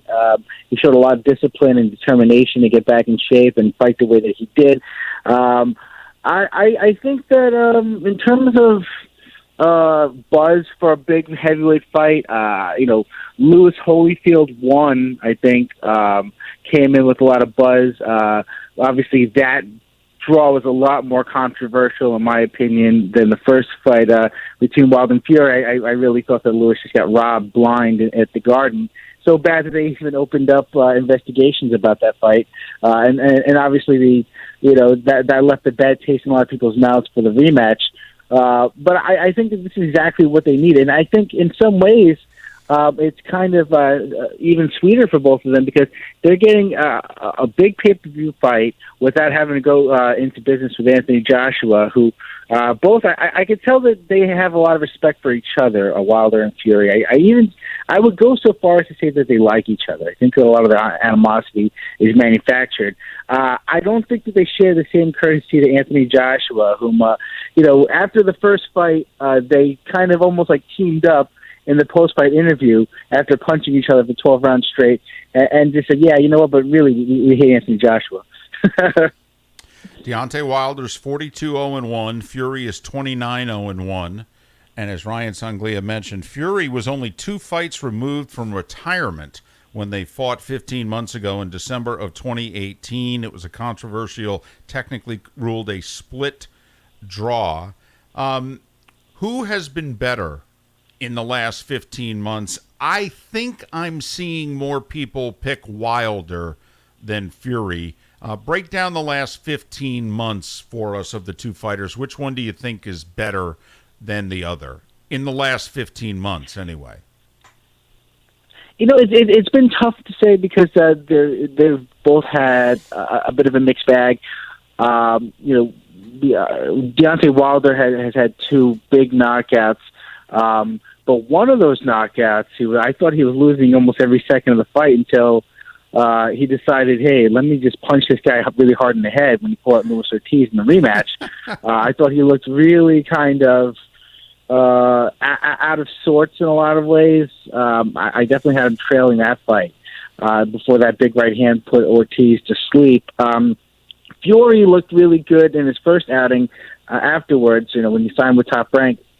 And then he ran into a very tricky southpaw named Otto Wallin from Sweden, who gave him a lot of problems, opened up a massive cut on his right eye. And it was one of the worst cuts I'd ever seen where the fight wasn't stopped. And I think that's a lot was because Wallin was not a big pressure fighter. And if he had been able to, maybe put a little pressure on him, the referee would have had to take a close look at that cut. But that was a nasty cut, and Fury really had to dig down and show a lot of craft in a fight that a lot of people thought that, he was just going to waltz to victory. So it's been a mixed bag for both of them. I think that Fury has made the adjustments. He's the only one who's really had to make adjustments for a rematch. So I think it's kind of a lot of what happens depends on what kind of fighter shows up, because I feel that Fury is a bit of an enigma. Like, we know that he can move really well for a big man, but sometimes it's kind of hard to describe who he is as a fighter. He has a bit of an identity crisis sometimes. I think he wants to be Muhammad Ali. He has a new trainer in his corner now, Javen Sugar Hill, who's the nephew of the great Emmanuel Stewart, who is a bit more of an offensive trainer, and I think that's what he's trying to bring out. Because for the first fight, Fury looked great defensively, but a lot of times he was getting credit for controlling the action without really putting a lot of punishment on Wilder. I think for this fight he has to land a lot more punches. I think he has to hurt Wilder earlier. I think he has to get his respect. And but does that open him up defensively? Does that mean that Fury is going to be open to more punches? That's the big question. Wilder Fury, the rematch from 15 months ago. Ryan Sanglia of Ring Magazine. Follow him on Twitter at Ryan SONGLA, or excuse me, ALIA. Ryan, yeah, that's Sanglia. Yeah. Ryan, when you look at the other part of this fight is that ESPN and Fox have heavily entered into the boxing world. How important is it that they've combined on this? I know this is the business side of it, Ryan, but David and I are both longtime boxing guys. I've gotten a little ticked off at the sport. It was one of the Triple G Alvarez fights that I just looked at the decision and went, yeah, okay, I've had enough. But I'm going out to watch the fight Saturday. I don't normally do that. How big is this combination of ESPN and Fox, and how is that something that we should really view as a positive for the sport? Yeah, I think that when there's money to be made, those entities will come together. The problem is the people who they're working with sometimes don't see it that way, at least from where I'm looking at it. Top Rank and PBC have almost become leagues unto themselves, and I think that that's bad for the sport. I think that even when Don King and Bob Arum hated each other, if they felt that they could make money together, they would do it. So I would like to see more of this. I think that if they can make money, it's very wishful thinking, and there are a lot of different moving parts that are different from this situation. Because Wilder and Fury, they know each other, they fought each other before. I think there's some chemistry there. But if it would be great if Top Rank and PBC could work together for big fights, like say Terrence Crawford versus any of the PBC fighters. I think that's healthy for the sport. When people work together in the sport, I think it's healthier. When they become insular, I think that's when you get a lot of the cynicism that a lot of fans are feeling these days. How concerned are you for Fury about that cut in his last fight? You mentioned one of the worst cuts you've seen. I've read quite a few people who think, it's tough to suffer a wound like that and not have it open back up. I mean, wouldn't you expect that if Wilder does his job at some point by the middle rounds of this fight? I would have if it was on the other eye, personally, just because I think that Wilder has a good jab, a better jab than people give him credit for, but he doesn't really land it the way that, like a Lennox Lewis would. Lennox Lewis would use his jab as an offensive weapon. He would really look to land it. Wilder, I think, uses his jab more as a range finder. I think he just looks to kind of keep that left hand out there just to see where the distance is, and then he would throw the right hand, and that's really what he wants to do. He doesn't really throw a lot of left hooks. I think that's the main thing that doesn't give me as much pause. But you never know, because I think that Wilder is coming in a bit heavier than he did for the first fight, so he may try to get on the inside a little bit more, maybe try to rough him up a bit. But that cut is definitely, that was a nasty cut. But sometimes it depends on the way that the guy fights. Vitaly Klitschko, remember, had that really bad cut from the first fight, the only fight against Lennox Lewis. And, a lot of people worried about that cut going forward, that wind up hindering the rest of his career. And it never really did. So I think it depends on, first off, timing. Can Fury get out of this fight and then maybe another fight with and give that cut a little bit of time? And then, of course, there's a lot of plastic surgery that fighters can do later on in their careers. I remember Arturo Gatti even got some of the scar tissue removed from around his eye. It depends on what kind of punches that Wilder's able to land, but I'm not so concerned about that the way I would be if it was on the other eye. Ryan, quickly, do you think either one of these guys are great? I mean, they have great records, as I mentioned, 71-0-2 combined, and the two is against one another. But, when we talk about heavyweights and think about some of the fighters that you have mentioned just in this interview, do you think either one of these guys is in that class, or do they have a chance to get there tomorrow night? I think that's the correct thought, is that we'll see tomorrow night. I think if, we saw how close the first fight was. If either of them can separate from each other and rise up and go to another level that we haven't yet seen, I think they have a body of work that you can take that and then put it into the context of this performance and then say, you know what, this guy is great. I think that's the big thing, but that's a big ask when you have two guys who are really good fighters trying to be great. Ryan, thanks for agreeing to do this, particularly at this hour. Safe travels. Enjoy the fight. Look forward to talking to you down the road. Thank you very much. Have a great one. Ryan Sunglia, Ring Magazine. Follow him on Twitter, Ryan, R-Y-A-N, and Sunglia is how it's spelled, S-O-N-G-A-L-I-A,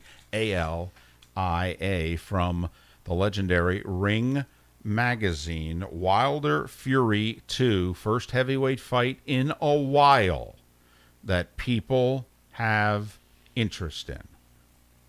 Absolutely. And in Vegas. I will say the one thing about the two, I get what he's saying, HBO and Showtime, and I know they combine. The difference here is, and why I think it's significant, is that whether you're watching the XFL, whether you're watching whatever's on ESPN, both stations, and it's where we go for our sports on television, both stations have been nonstop publicizing this fight. And come on, if we're not getting beat over the head with it anymore, we tend to forget about things.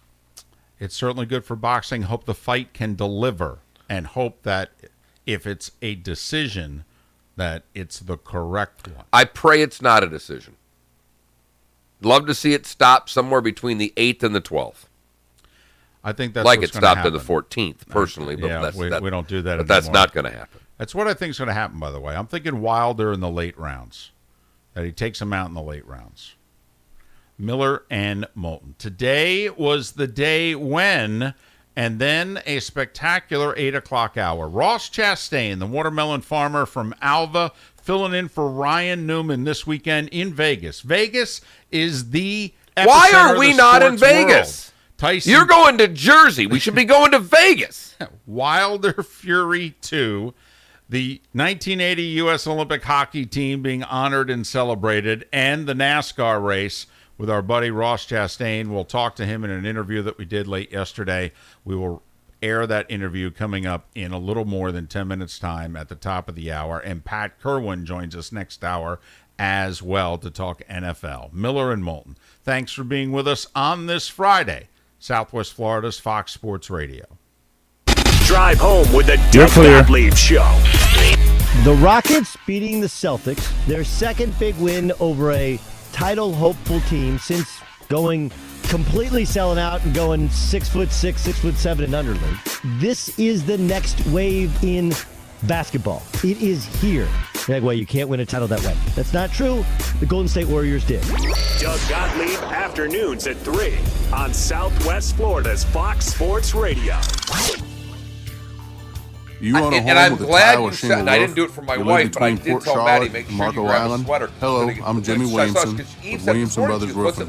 You answered yes to either question. It's very likely your roof suffered damage from Hurricane Irma that's not visible from the ground, and you may very well be entitled to a new roof for little or no money out of pocket. Because I literally commented on how nice it was to make a claim, and time is running out. If you have a tile or shingle roof and live between Port Charlotte and Marco Island, call us at 239-283-2013. It's a free, no-obligation inspection that can benefit you in the form of a new roof. Williamson Brothers Roofing, we deal with the insurance carrier for you. Call us at 239-283-2013. Again, time is running out. Call us at 239-283-2013. Williamson Brothers Roofing specializes in the claims process. We have experts standing by. We get claims approved. 239-283-2013. If you've been denied Social Security benefits, here's something you need to know. The law firm you choose makes a big difference. In fact, Morgan & Morgan wins more than the national average in recovering Social Security for clients that were denied. That means that when you hire our lawyers, you have a better chance of recovery than with the average lawyer. And that's a really big deal. If you were denied Social Security benefits, call us. There's only one Morgan & Morgan. Dial Pound Law on your cell. Pound Law, that's all. Offices, Fort Myers and Naples. For professional roofing, the name you need to know is D.R. Martineau. Dan Martineau here, owner of D.R. Martineau Roofing of Southwest Florida. We're still finding a lot of roofs with hurricane and windstorm damage. Call us today for a free inspection. Google DRM Roofing or call 239-332-1441. License number CCC 1326954. For professional roofing, the name you need to know is D.R. Martineau. Contact Miller and Moulton anytime. Call me Daddy. Save the Williamson Brothers Marine text and talk line to your contacts. Who's got it better than us? 239-249-8167. We are Fox Sports. Hey, check this out, Southwest Florida. You know that sweet trade-in deal we've been doing here at Naples Nissan? Well, it just got sweeter. If your trade-in is less than 8 years old with less than 80,000 miles on it, guess what? Naples Nissan is going to give you the original base MSRP for it. Wait, what? Yeah, so whatever that Hyundai, Kia, Toyota, Nissan, or Honda was worth 5, 6, 7, 8 years ago is exactly what it'll be worth now, but only at Naples Nissan. Ford, Dodge, Chrysler, Chevy, yep, we'll take those too. Let's see here, a brand new Nissan or that old 2012 you're driving now that needs new tires. Bluetooth, no Bluetooth. Backup camera, no backup camera. Come on, it's a no-brainer, folks. Visit NaplesNissan.com for full details or come see us on Pine Ridge Road and drive home in that brand new Nissan today. Offers on select models with approved credit and cannot be combined. Have you or someone you know been taken advantage of or preyed upon by storm chasers who are out of the area contractors? Well, you're not alone. Hi, this is PJ, owner of Estate Roofing. With over 20 years of experience, I'm committed to quality products with outstanding service. I personally visit all the job sites, making sure every customer gets high-quality work done on time. Shingle, tile, or metal, we do it all. We're an Owens Corning preferred contractor with an impeccable track record. We understand the value of educating customers so you know what you're buying every step of the way. Having issues with getting your insurance claims paid? We'll help you manage insurance companies to get you paid or help you with financing if needed. Call me today to get a free 20-watt solar attic fan with your new roof. Call me at 692-9732. That's 692-9732. Or visit us online at estateroofing.com. That's ESTATE roofing.com. Estate Roofing. Roofing redefined. Here we go. Now back to Miller and Moulton. No. This is Miller and Moulton. You're live.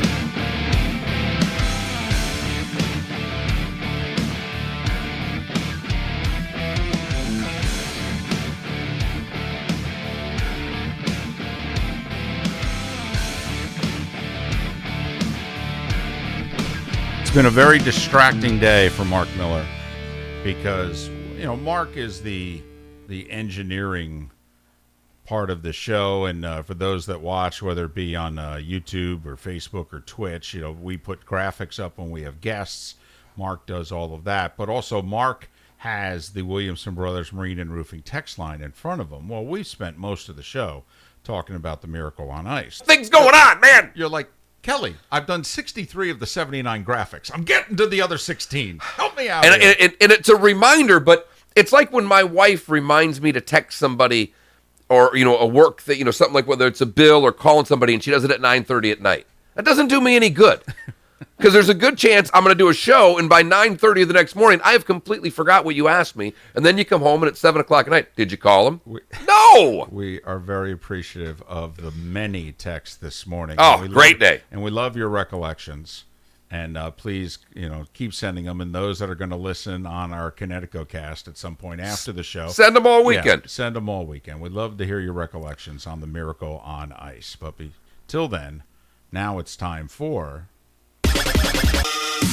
Miller and Moulton's Today Was the Day When, giving you the history of today's date so you're a beacon of useless knowledge around the office. Useless, but a lot of fun to talk about. This is Today Was the Day When, Fox Sports Radio and FoxSportsFM.com. All right. Start today in 1848, David. Karl Marx and Frederick Engels published the Communist Manifesto in London. Rumor has it Bernie Sanders was first in line to buy it. He must be reading a text because that one went right past him. It's good. That's quality material. I mean, come on. That is. I'm reading about the Miracle on Ice. No, you know your audience. That was a good one for your audience. Johnny O watched the game at Reds in Akron, Ohio, with a bunch of fraternity brothers that he was so much. They read that earlier in the show. Yeah, they meant more to him than his actual brothers. There you go. And he watched it with his fiancée. 1878, the world's first telephone directory was issued with 50 subscribers. One of them was Joe Paterno. 1887, Oregon becomes the first state to make Labor Day a holiday. In 1948, today, NASCAR was incorporated. 1953, the longest collegiate basketball game to that time had ever been played. Niagara beat Siena 88-81 in 6 overtimes. At the Squaw Valley Winter Games in 1960, the biathlon debuted.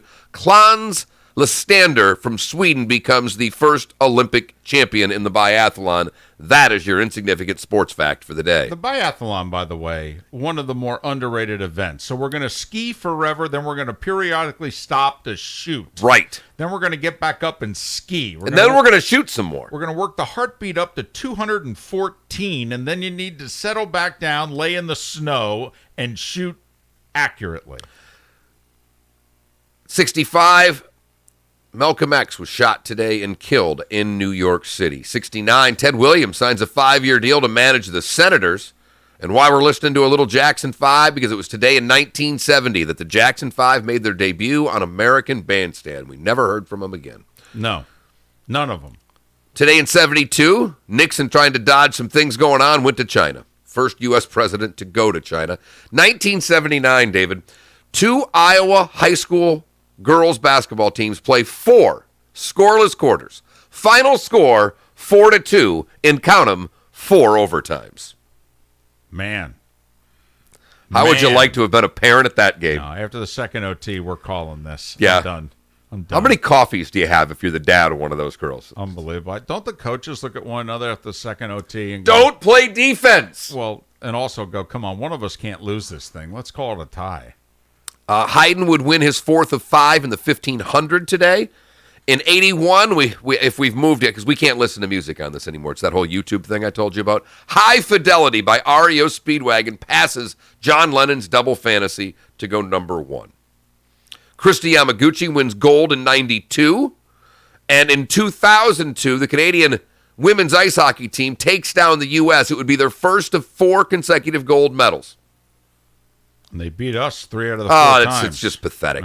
We could beat them in the men's, and we couldn't beat them in the women's forever. And Denny Hamlin wins the closest race in history 4 years ago today, beating Truex by 1/100th of a second. If you were born today, you share your birthday with the late, great Jack Ramsey. Born today in 1925. Nina Simone, singer, born today in 1933. David Geffen, the great record producer, born today in 1943.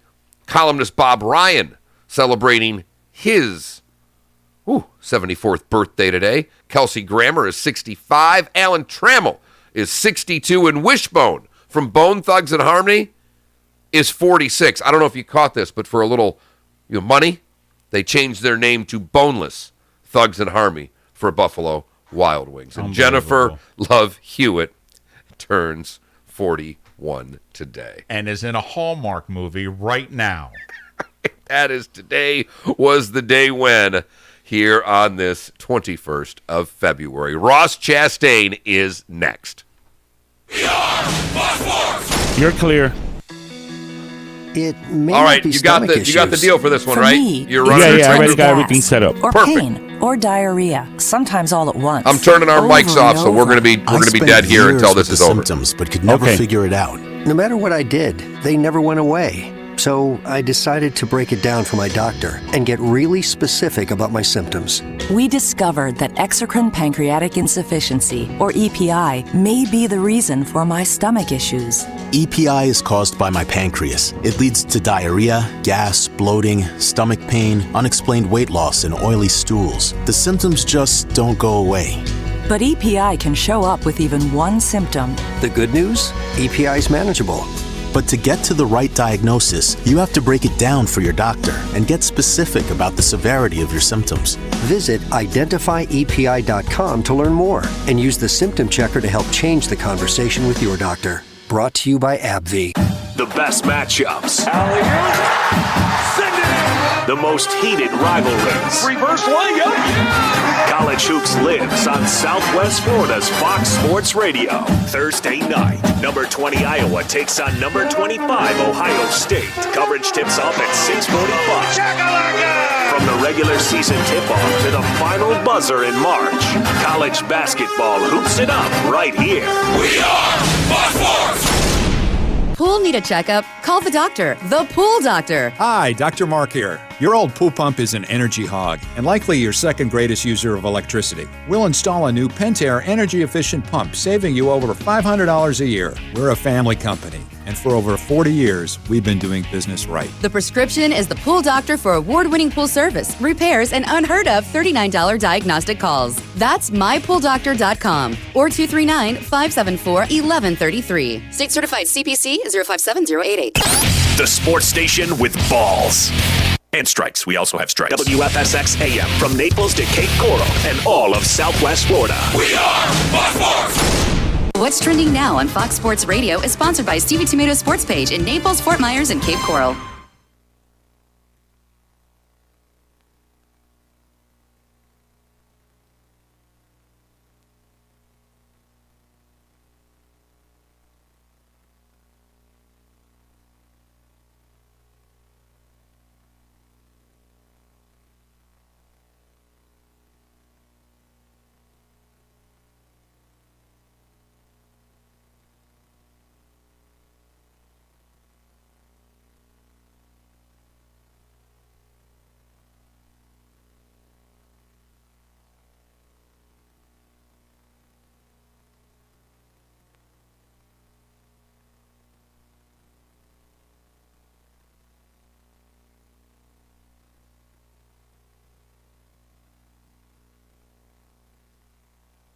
There's only one way to wake up in the morning. How the heck are you? Yep, that's it. Miller. Shelter from the storm, huh? And Moulton. Yeah, sounds like a song. Southwest Florida's Fox Sports Radio. All guests appear on the Goldberg Noon Abraham Hotline. Goldberg-law.com. Oh, I like it. It's up to you now. It's up to you. I like it. Now, The best local sports show this town has ever heard. Here's Miller and Moulton.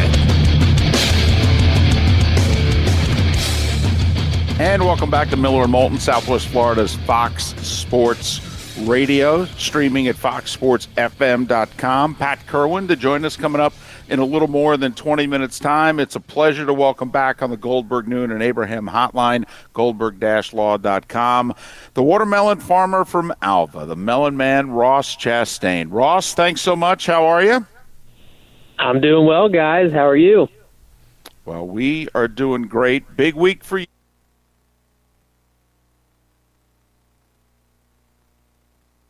He walked out of the hospital holding the hands of his daughters a couple days ago, but you've been tapped to fill in for him for the time being, starting this weekend in Vegas. First off, everything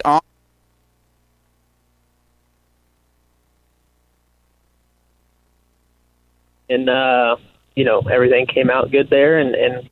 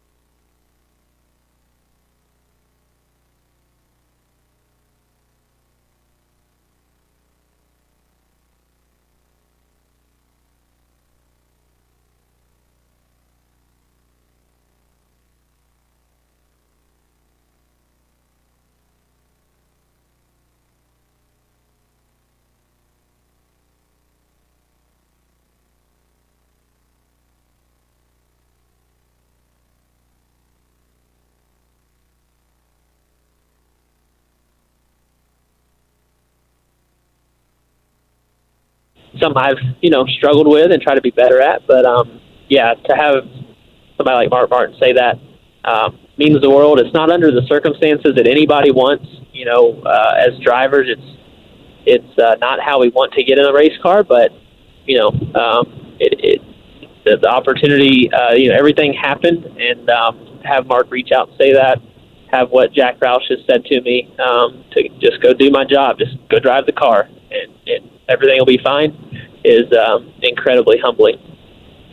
What do you think that teenage kid that was watching would think if he would have been able to fast forward? And, in the last little bit, we've mentioned, Mark Martin, we've mentioned Ryan Newman, we've mentioned Roush Fenway Racing and Ganassi Racing. I mean, this seems to be going even fast for you. What would you go back and tell 13-year-old Ross Chastain what's going to happen? And would you believe him?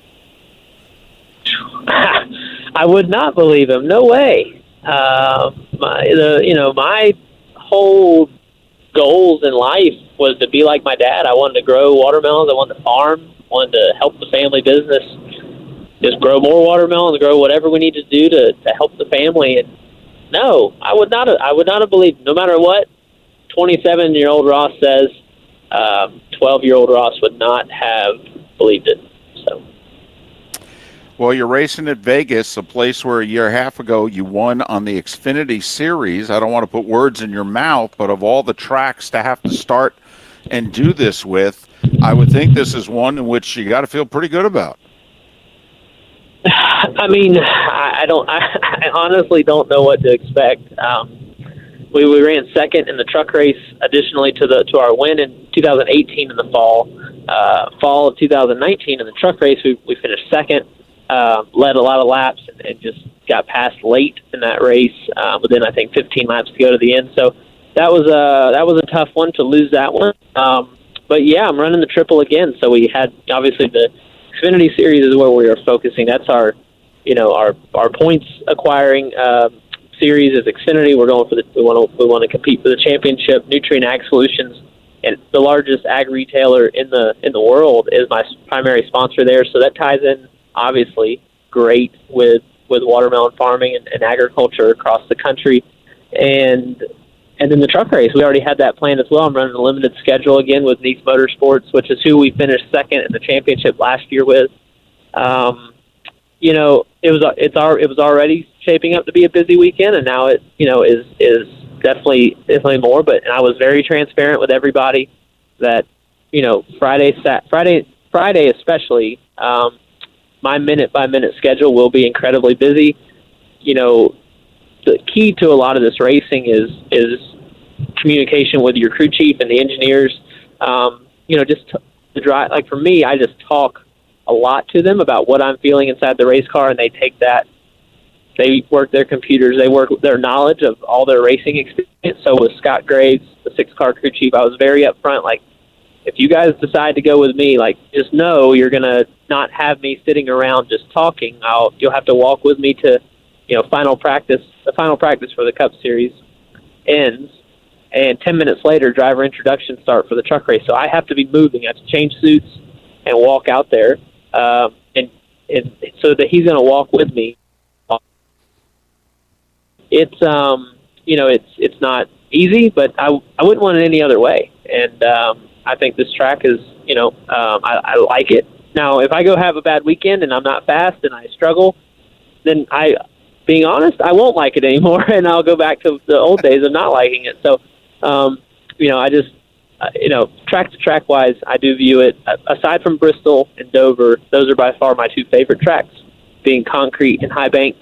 But all the other ones, they fluctuate on how much I enjoy them. As you mentioned already, now you've got 3 races this weekend. But we talked about the Ford, which you don't know, but how much different would this have been if you'd have been in your normal car for the NASCAR race? How different is that going to be now driving a new car with how busy your Friday is going to be already?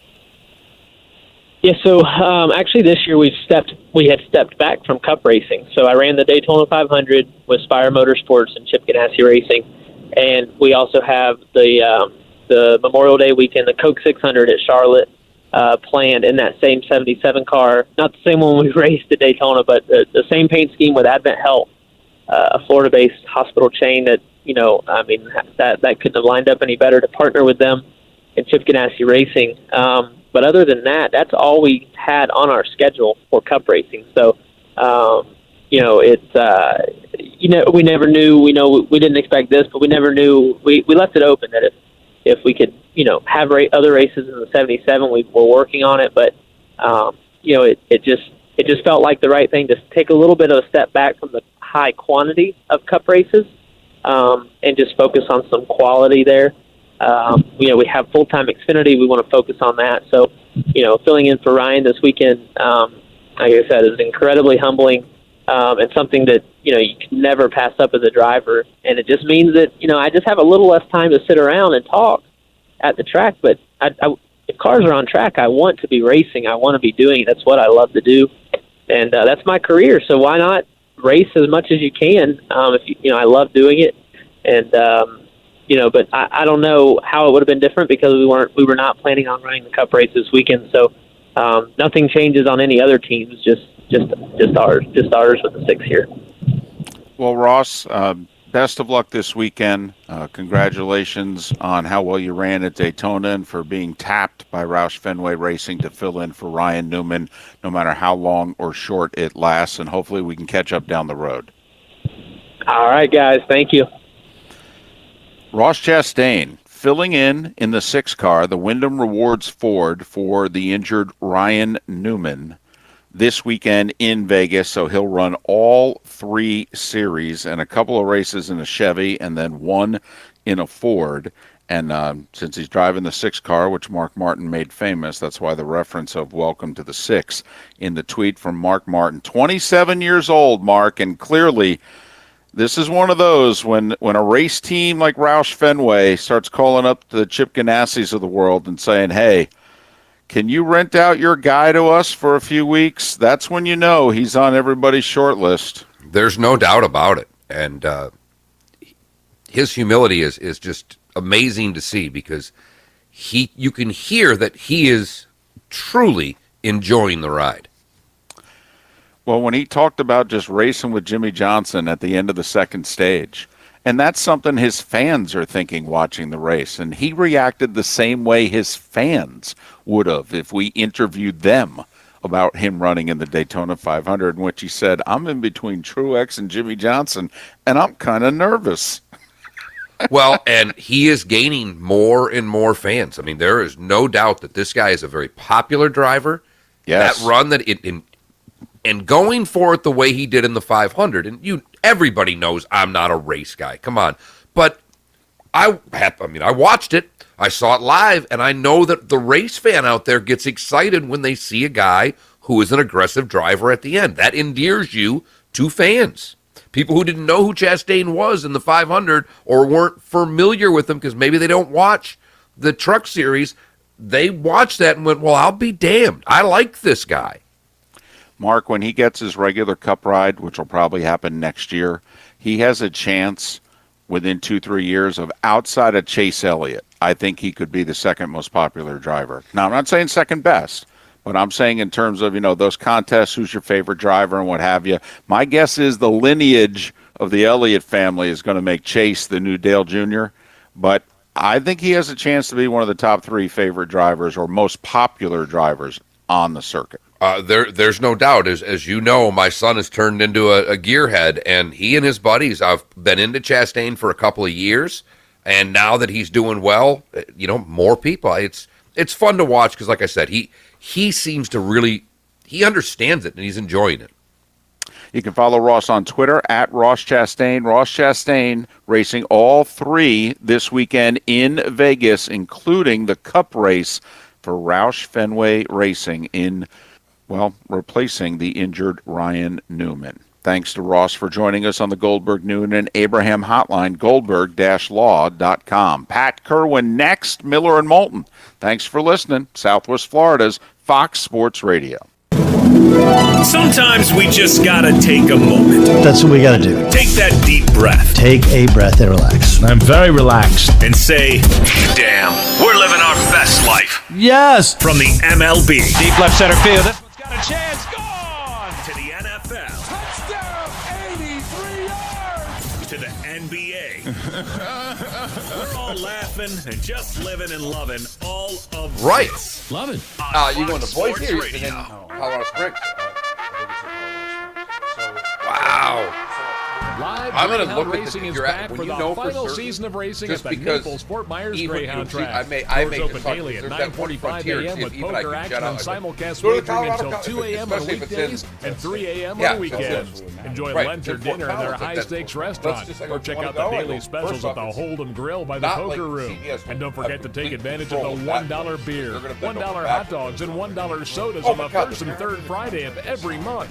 If poker's your game, you can win thousands of dollars during their high hand promotion giveaways. Their 34-table poker room also features games like 3-card poker, Ultimate Texas Hold'em, High Card Flush, and poker tournaments. Visit their website at NaplesFortMyersDogs.com for the live racing schedule and poker and simulcast information. The dogs are here for one more year, so come on out and have a beer at the Naples Fort Myers Greyhound Track in Bonita Springs. Star 2020. Friends, I care. Had enough of your daily contact lens routine that sometimes leaves your eyes begging for mercy, or maybe you just want to look in the mirror and see your face without glasses? Now are they starting to? It's time to show some LASIK love to yourself, or maybe give the gift of LASIK to that special someone this Valentine's Day. Dr. Jonathan France and his expert team of surgeons Like to the at France Eye Care want you to see your future in 2020. So for a limited time, they're offering a sweet deal of $1,500 off bilateral LASIK. Dr. France, pioneer in LASIK surgery, assisted with the first laser vision correction procedure ever performed in the U.S. Over 30 years of experience, and this is expertise I was thinking about. trust. Take advantage, $1,500 off LASIK, because this sweet special is only being offered for a limited time, financing available. Trust your eyes to Dr. Jonathan France and the team at France Eye Care, and start seeing your future in 2020. Friends, I care. Ever purchased an online item and either it doesn't fit, has missing parts, or became damaged? Trying to save a few bucks can end up costing more. My Shower Door is a locally owned and operated family business that measures, manufactures, and installs our own brand of frameless shower doors right here in Southwest Florida. And we were just named Lee County's Manufacturer of the Year. With almost 80,000 shower doors installed, we have the experience and expertise. Plus, estimates are always free. Want to see more? Go to myshowerdor.com. 94.1 Fort Myers. We are No matter where you're boating, with Towboat US, you're covered by the world's largest towing fleet with over 300 ports nationwide. Your local Towboat US companies in Charlotte, Lee, and Collier counties are here to help 24/7, 365 days a year. Inland, the river to Lake O, and out 75 nautical miles. And new member specials are running all year. To where Call I bet you what, by Thanksgiving he was maybe 1664 for more information, or visit towboatuscapecoral.com. With Towboat US, you're never stuck on the water. If you've been denied Social Security benefits, here's something you need to know. The law firm you choose makes a big difference. In fact, Morgan & Morgan wins more than the national average in recovering Social Security for clients that were denied. That means but that's what I mean. Our lawyers, you have a better chance of recovering than with the average lawyer. And that's a really big deal. If you were denied Social Security benefits, call us. There's only one Morgan & Morgan. Dial pound law on your cell. Pound law, that's all. Office, Fort Myers and Naples. Pool need a checkup? Call the doctor. The Pool Doctor. Hi, Dr. Mark here. Okay. LED color-changing pool lights can create an after-dark backyard oasis. Pick your color or select one of the light shows. You can see how dramatic it really is on our website. We're a family Got your company, caller. and for Thank over you. 40 Thank years, you. Let me we've see. been doing business right. The prescription is the Pool Doctor for award-winning pool service, repairs, and unheard of $39 diagnostic calls. That's mypooldoctor.com or 239-574-1133. State certified CPC 057088. Now back to Miller and Moulton. All right, now we're getting somewhere. This is Miller and Moulton. You're live.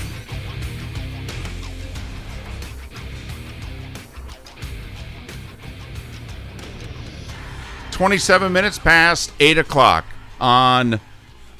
We sound like a very special Blossom, but On a very special. a neat little Miller and Moulton. Ooh, I like that you go neat.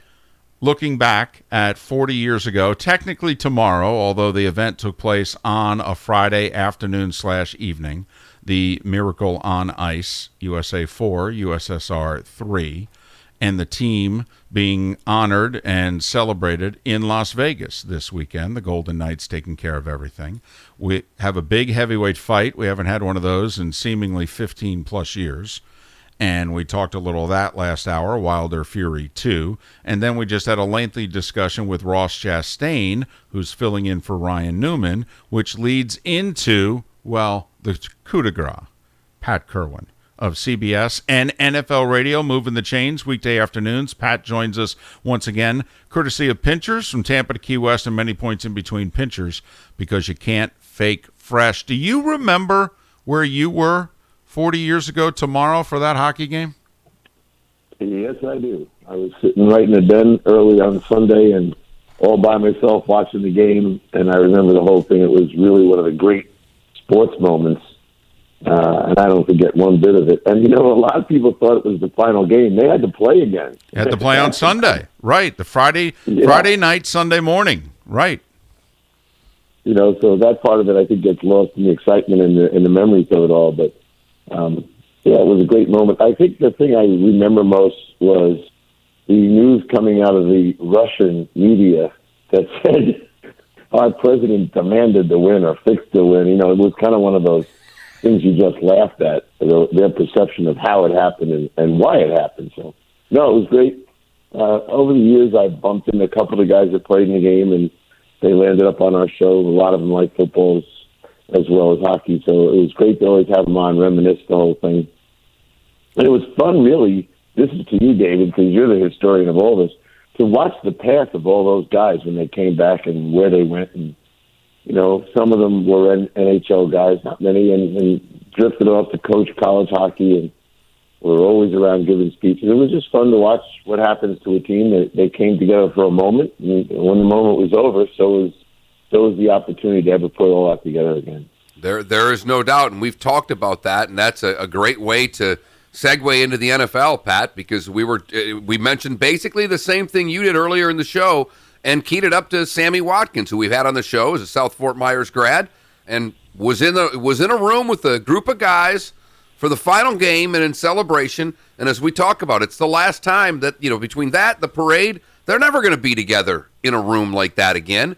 And Sammy could be a cap casualty. We're going to start getting to that point. I am guessing that the next little while here is going to be pretty important for a lot of teams, a lot of players. I was going through the top 100 free agents, and I know, we're not going to list them all, but Pat, a lot of those guys are already, are not free agents yet, but could be. Of the 100 guys that are out there, I know that you have the total number. How many will never hit free agency? What percent do you think get taken care of by their team between now and, essentially a month from now? I think about 40%, 30% of them will just take a deal to go back. Some of them just don't really like the idea of free agency. It's hard for everyone to imagine. The fantasy of free agency is that there's this big gold, pot of gold waiting for you, and some of them start to realize, and usually the agent has talked to enough GMs to find out what the kid's market value is, and they realize that the best deal is the one at home. And a lot of guys should understand that if your home team is not in competition for your services, you're floating alone. And it sends a bad message. If, no, we're not interested in bringing him back, you lose some leverage. So I think you'll see 30, 40% of them re-sign with their teams. The guys, a lot of people have a lot of cap space. The average NFL team's got $45 million of cap space. So everybody above that line has the luxury of bringing back anybody and everybody they want. So, and we're going to see more and more guys drift into the pile. I saw Snacks Harrison is in there now. So I've been following that. That's what people have to understand. Whatever you think the list is, folks, it's going to double because people are going to be negotiating with guys, and you start seeing names that have already gone out there. Greg Olson's already got a job, but Everson Griffin, he denies the option on his deal. And then you see all those corners, like the corner, which if you're Trey Wayne thinking, hey, I'm going to hit this market, it's going to be great. Well, you might have been thinking that. Then they put Josh Norman, Vernon Hargreaves, and Chris Harris in the mix. And so you see growth that Tony Jefferson enters the safety next. So there's going to be guys that are going to look at that. It's not even in March yet. And they're going to see the list growing as people release players. And then they're going to say, you know what, this isn't the market I thought it was. Plus the agent's going to say to them, hey, it's pretty good market at your position in the draft. And then they're going to say, maybe I should take a deal and stay home. So it happens like that, and guys run back and take a deal. So, I always said Ozzie Newsome had the best. He didn't want to insult his players that he didn't want to pay a lot to. So he'd always say to them, and this included Ray Lewis late in his career, he'd always say, look, we love you, we want you back. Why don't you go out and see what you're worth? And then we can talk about a deal. He would never, put the first offer in. And those guys would go out and float around and find out what the world was like, and then he'd counter that with something reasonable that was close to what the street said he was worth. And sometimes when you say to the player, we want to pay you $1, and the player says, I'm worth $5, and then you have this argument with him. So a lot of them don't come back out of spite. So I thought Ozzie always played that. Now, he had a good football team, and they all kind of wanted to be there, but I thought he played the poker game pretty good. And a lot of guys should learn from that, especially if you have a nice football team. Back to Sammy. In my mind, I think releasing Sammy would be a mistake. And I've said that to guys in Kansas City. It's easy in my mind what to do with Sammy. Sammy was a critical component of the postseason run when the biggest games were on the table. I just go to him and say, let's put 3 years on your deal. Totally. And let's get rid of that $13 million cap. We'll turn it into a signing bonus, make it $12 million signing bonus and a $1 million salary, and we'll guarantee year 2. Which if he says that to him, the cap charges are going to come way down, and it's going to be like a $3 or $4 million cap charge. They can certainly afford that. And look, they're an 11 personnel team. I said this to you guys before. They're a 3 wide receiver team. They want to be that as much as possible. Sammy plays a huge role for the quarterback because while the other 2 guys can run 4-3, Sammy can get open. There's a big difference. I agree. He's got 1 year at $14 million. To me, you turn that into like 3 for $36. So the AAV goes down a couple million. You turn first year into bonus, like you said. It allows you to keep Jones, maybe even do a Mahomes negotiation. I mean, Pat, he's 26, for goodness sakes. I know he's been around a little while. He doesn't turn 27 till June. I mean, if you get 3 more years out of him, if you're the Chiefs, you'll get him for 5 years. You'll get his last 5 years in his 20s. I mean, that seems to me, and then by that time, your quarterback's all of 27 before you have to replace him. I mean, that seems like the way to go for me with Sammy. It seems as if, Pat, though, in Minnesota, that some bills are either coming due or some players have decided they're going to cash out, if you know what I mean. Seems as if Diggs is a goner. Everett Griffin last night said to the Vikings, I'm opting out. The Vikings have kind of kept the same team together for 3 years now. We've wondered when their window is closing. Is their window closing before we even get into the next offseason? Yeah. They peaked this past season.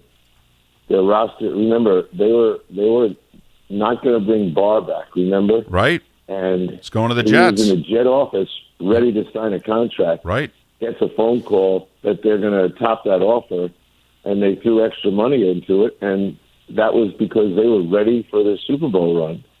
And I don't blame them for it. They knew that was as good as our team was going to be, and then there might be a little bit of restructuring going on, which is going to happen now. And they could step back talent-wise. I don't know how far back, but the first thing they need to do is get out from under their cap problems, and the option deal with Griffin kind of relieves them of we're over the cap and it can be balanced up a little bit here, but they have they need room to do business. And the first thing I'm doing is going to Cousins and trying to do the right kind of deal with him. No more 3-year fully guaranteed. I need a deal that's going to give me cap space right now to either retain some of these guys, because there's always a thought that they'll go back and try to negotiate with Everson Griffin. I think when people think, well, he opted out, so that means he's gone for good. No, I don't think so. I think they'll try to do something with him. So they need to start with the quarterback. And that could be an easy debate to have. Do you think he's worth it? where they're going to turn if they say they have to hold on to him for this year. The question is, do you think he's good enough to win with? And then you go and lengthen the deal and lean out the cap charge. David mentioned Diggs. I know Diggs wants out, but he's not going anywhere. Did you see Rick Spielman's comment? I didn't, but I mean, he signed a 5-year deal. He's not going anywhere. Mark, you sounded just like Rick. He ain't going anywhere. That's what he said. You can take your name off the social media all you want. I got this contract here. It says you're not going anywhere. I actually, I've learned to appreciate the athlete for this, and I understand what they're trying to do, and they're trying to gain as much leverage as possible, but it simply doesn't work. Let's shift gears to the Cowboys. The former running back made a comment that the current quarterback should take less. And if I saw it right, the former quarterback liked his comment. Should Dak take a discount because he's the Dallas Cowboys quarterback? I think that Dak has to, and his agent has to do it for him, figure out what his true street value is. And, what's out there if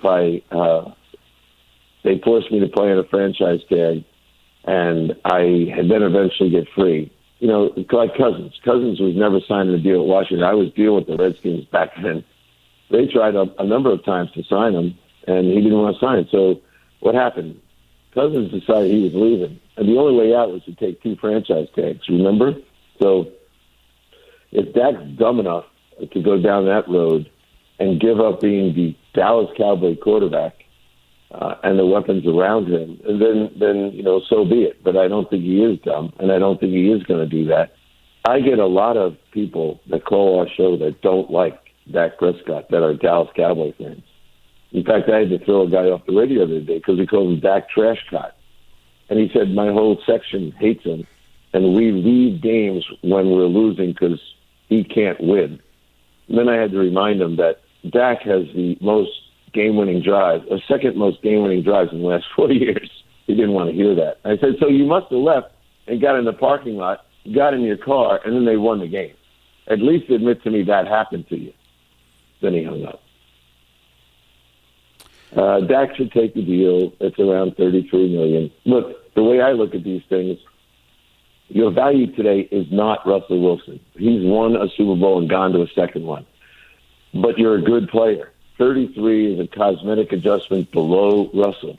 You can write language into that the second you win a Super Bowl, you go to $40 million, whatever. It's not hard to create a deal. One of my players once, in a first-round pick, said, I want to be paid like Jerry Rice. I said, perfect. I went right down the room, got my secretary to type up all of Jerry Rice's accolades. I came back and said, here it is. You reach all these, I'll pay you more than Jerry Rice. You reach half of these, I'll pay you what Jerry Rice is making. I said, we'll call it an incentive. Here it is. You can check off the 5. There were 10 of them. You can check off the 5 you think you have to make, and if you make those, I'll pay you like Jerry Rice. He never made them. Social media is like a dog barking at the moon. Do you think anyone who's in the decision-making business gives a damn about social media? No. And specifically with Stephon Diggs, the Vikings, if they trade him, would have a $9 million cap charge this year. Well, his cap charge, if they keep him, is $14. So basically, you look at Stephon Diggs, he's costing you $5 million. Now, he's going to be a pain in the butt, but it's your last year with Cousins under contract unless you do something. You might as well give him Stephon Diggs for the year, and then in theory, you could move on from a whole bunch of people. That, to me, Cousins has never, ever once left a dime on the table. I mean, Cousins is a lot like the Mannings. I mean, Eli and Peyton have never left a dime on the table. They have never signed a cap-friendly deal, period. They get paid. Kirk Cousins gets paid. It's a business. He's let everybody know that.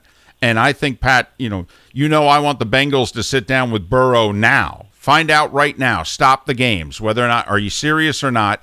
We could do this deal, as far as I'm concerned, in an hour. I think the Vikings could find that out in an hour, whether or not Kirk Cousins wants to be there for the long term and is going to try to keep the gang together as much as possible. Don't you? I mean, they could find that out now. If he was mine, because it's a debatable issue if he's good enough, right? Right. It's not a Peyton Manning story. Correct. It's not a Drew Brees story. So you bring him in, the agent. I know the agent, good guy. And you bring in Mike McCartney and you say, Mike, we want to do an extension. And here's the issue. If you don't do the extension now, this is it. We'll be saying goodbye at the end of the year. Because we have to move on. And we're going to draft a quarterback, too. Exactly. And that's not a threat. It's No. just what we have. We have to make our plans now for the future, and it includes extending your player. And if he's not extending, we're going to move on.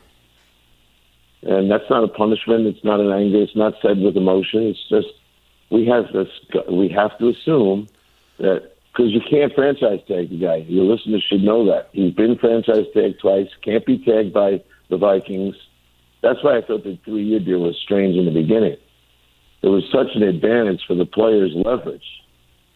You have no recourse with him. You've got to get a deal. So now is the time.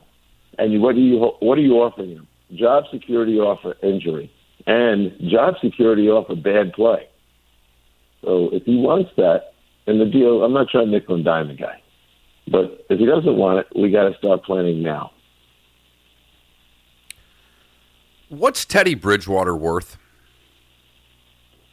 Not what his agent said. $30 million a year? No. Teddy Bridgewater, to me, remember his record's 22-14 as a starter. 36 games. He threw 38 touchdowns in the 36 games. Call that one touchdown a game. He has 22 interceptions. I can live with that. He has 100 sacks. I can't live with that. So let's. To me, I would give him a compete to start contract unless you bring him to a place like, okay, let's take him and send him to the Chargers. Is there an immediate assumption he's better than Tyrod Taylor? Probably, but I don't think it's a given. So you don't know with the guy. To me, it's a deal that has escalators all written into it. So A, when he wins the job, and B, when he's successful, and we get to the postseason with him, his money goes sky high. But it's still got a wait-and-see philosophy inside the contract. I don't know why people have this dream about him that he was a superstar prior to his injury. He was a good young player. Got his team to the playoffs. That was a long time ago. 2015, I believe. Yeah. So I don't think you can throw a ton of money at him just because you think you can do it.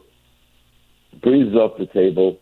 Teddy's definitely on the table. Now he's 28 years old. You know he's 2 years younger than Taysom Hill. That's the funniest part of this whole thing. Rivers is going to get one of these jobs if he wants it. I think Brady should go home. Prescott will stay where he is. You know, to me, Mariota, he's an interesting guy. He could be this year's Ryan Tannehill. He goes to the right place, maybe like Chicago. He's sitting right behind Trubisky. Trubisky starts doing what he does. Mariota, second time around, no longer the pressure of a first-round pick. He might be the guy that can hit for you a little bit. Who knows? But I think guys like that are worth a chance. The other guy, Teddy's going to want his own team. Pat, quickly, what do you give the odds of the players passing, or at least the player reps today, passing the deal, and then it'll go to the full membership? Yeah, I think the player reps are the biggest. The players themselves have voted in. You know, you got about 1,900 voters. You need 951 of those guys, 851. But I think it's 1,900 guys that are going to have a shot at this. They would vote it in. Getting 22 of the 32 player reps is the problem. But I think a lot of guys bark at this. But at the end of the day, it's too good of a deal to pass up. And when it's explained to even these reps what's going to happen if you don't pass this deal, then there'll be another offer. It'll be really bad, and that'll be the final offer. And that means that there's going to be a lockout. And then they can force the players to play on a bad deal. So there's a lot of good things on the table for them. There's going to be 128 new jobs, 64 player jobs, 64 practice squad jobs. You're going to have all kinds of things. You're going to be all those big bumps in salary to the lower end guy, which kind of ensures their yes vote. Think about that, 90,000 per year on the minimum wage guys. So 90, 180, 270, 360 over 4 years. All the other stuff that's going to go on with the increased game size roster. The 17th game is going to put more money in their pocket. The increase in the cap for those guys, significant money coming their way. But if the league has to go to those networks without this deal done, everyone is going to suffer, and the most suffering is going to happen to the players. He's Pat Kerwin, CBS's NFL Today show, Moving the Chains, weekday afternoons on NFL Radio. He joined us courtesy of Pinchers, and he did so on the Goldberg Noon Abraham Law Firm hotline. Local people, local practice, local knowledge, Goldberg-law.com. Pat, enjoy your weekend.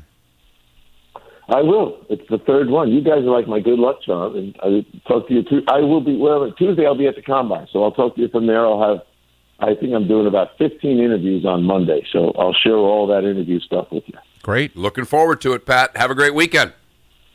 All right, boys. Pat will take in some Blades again this weekend. They're home Friday and Saturday. I think they got a road game Sunday, but they're home Friday and Saturday again, and goodness knows Pat will be there. And he's here every Tuesday and Friday throughout the NFL season. Miller and Moulton, good, bad, and ugly. What's on tap? We put a tremendous Friday show to bed. Thanks for being a part of it here on Southwest Florida's Fox Sports Radio. This is the Dan Patrick Show. All of these players on other teams, if you want to rail on the commissioner, which you've done, Trevor Bauer called him an idiot. Why aren't you railing on the Players Association? Your own union is defending the players that you want to go after. I have not heard one player say, I'm embarrassed by our Players Association. Dan Patrick. And here they are. Weekdays at 9 a.m. on Southwest Florida's Fox Sports Radio and FoxSportsFM.com. Hi, this is Rich Castellano. I invite you to come check out the world-famous cigar bar. Nobody beats the world-famous cigar bar. Southwest Florida's original cigar bar since 1996. With locations in historic downtown Fort Myers, Gulf Coast Town Center, and Cape Coral. Sit at the bar or relax in the lounge in comfort with plenty of TVs at all three locations where you can watch your favorite sports in comfort. Step into the humidor and let one of our experienced tobacconists help you pick the perfect cigar from our great selection. And the liquor, martinis, single malt scotches, small batch bourbons, high-end cognacs, and a great selection of craft beers. Nothing can compare to the selection, experience, and atmosphere of the world-famous cigar bar in historic downtown Fort Myers at the corner of First and Henry, at the Gulf Coast Town Center Mall next to Outback Steakhouse, and in Cape Coral on 47th Terrace in the Big John's Plaza. Good times, great cigars at the world-famous cigar bar. And don't forget Cigar Bar Live downtown.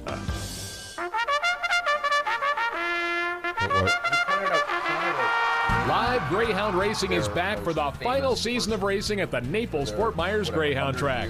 Doors open daily at 9:45 a.m. with poker action and simulcast wagering until 2 a.m. on weekdays and 3 a.m. on weekends. Enjoy lunch or dinner in their high-stakes restaurant or check out the daily specials at the Hold'em Grill by the Poker Room.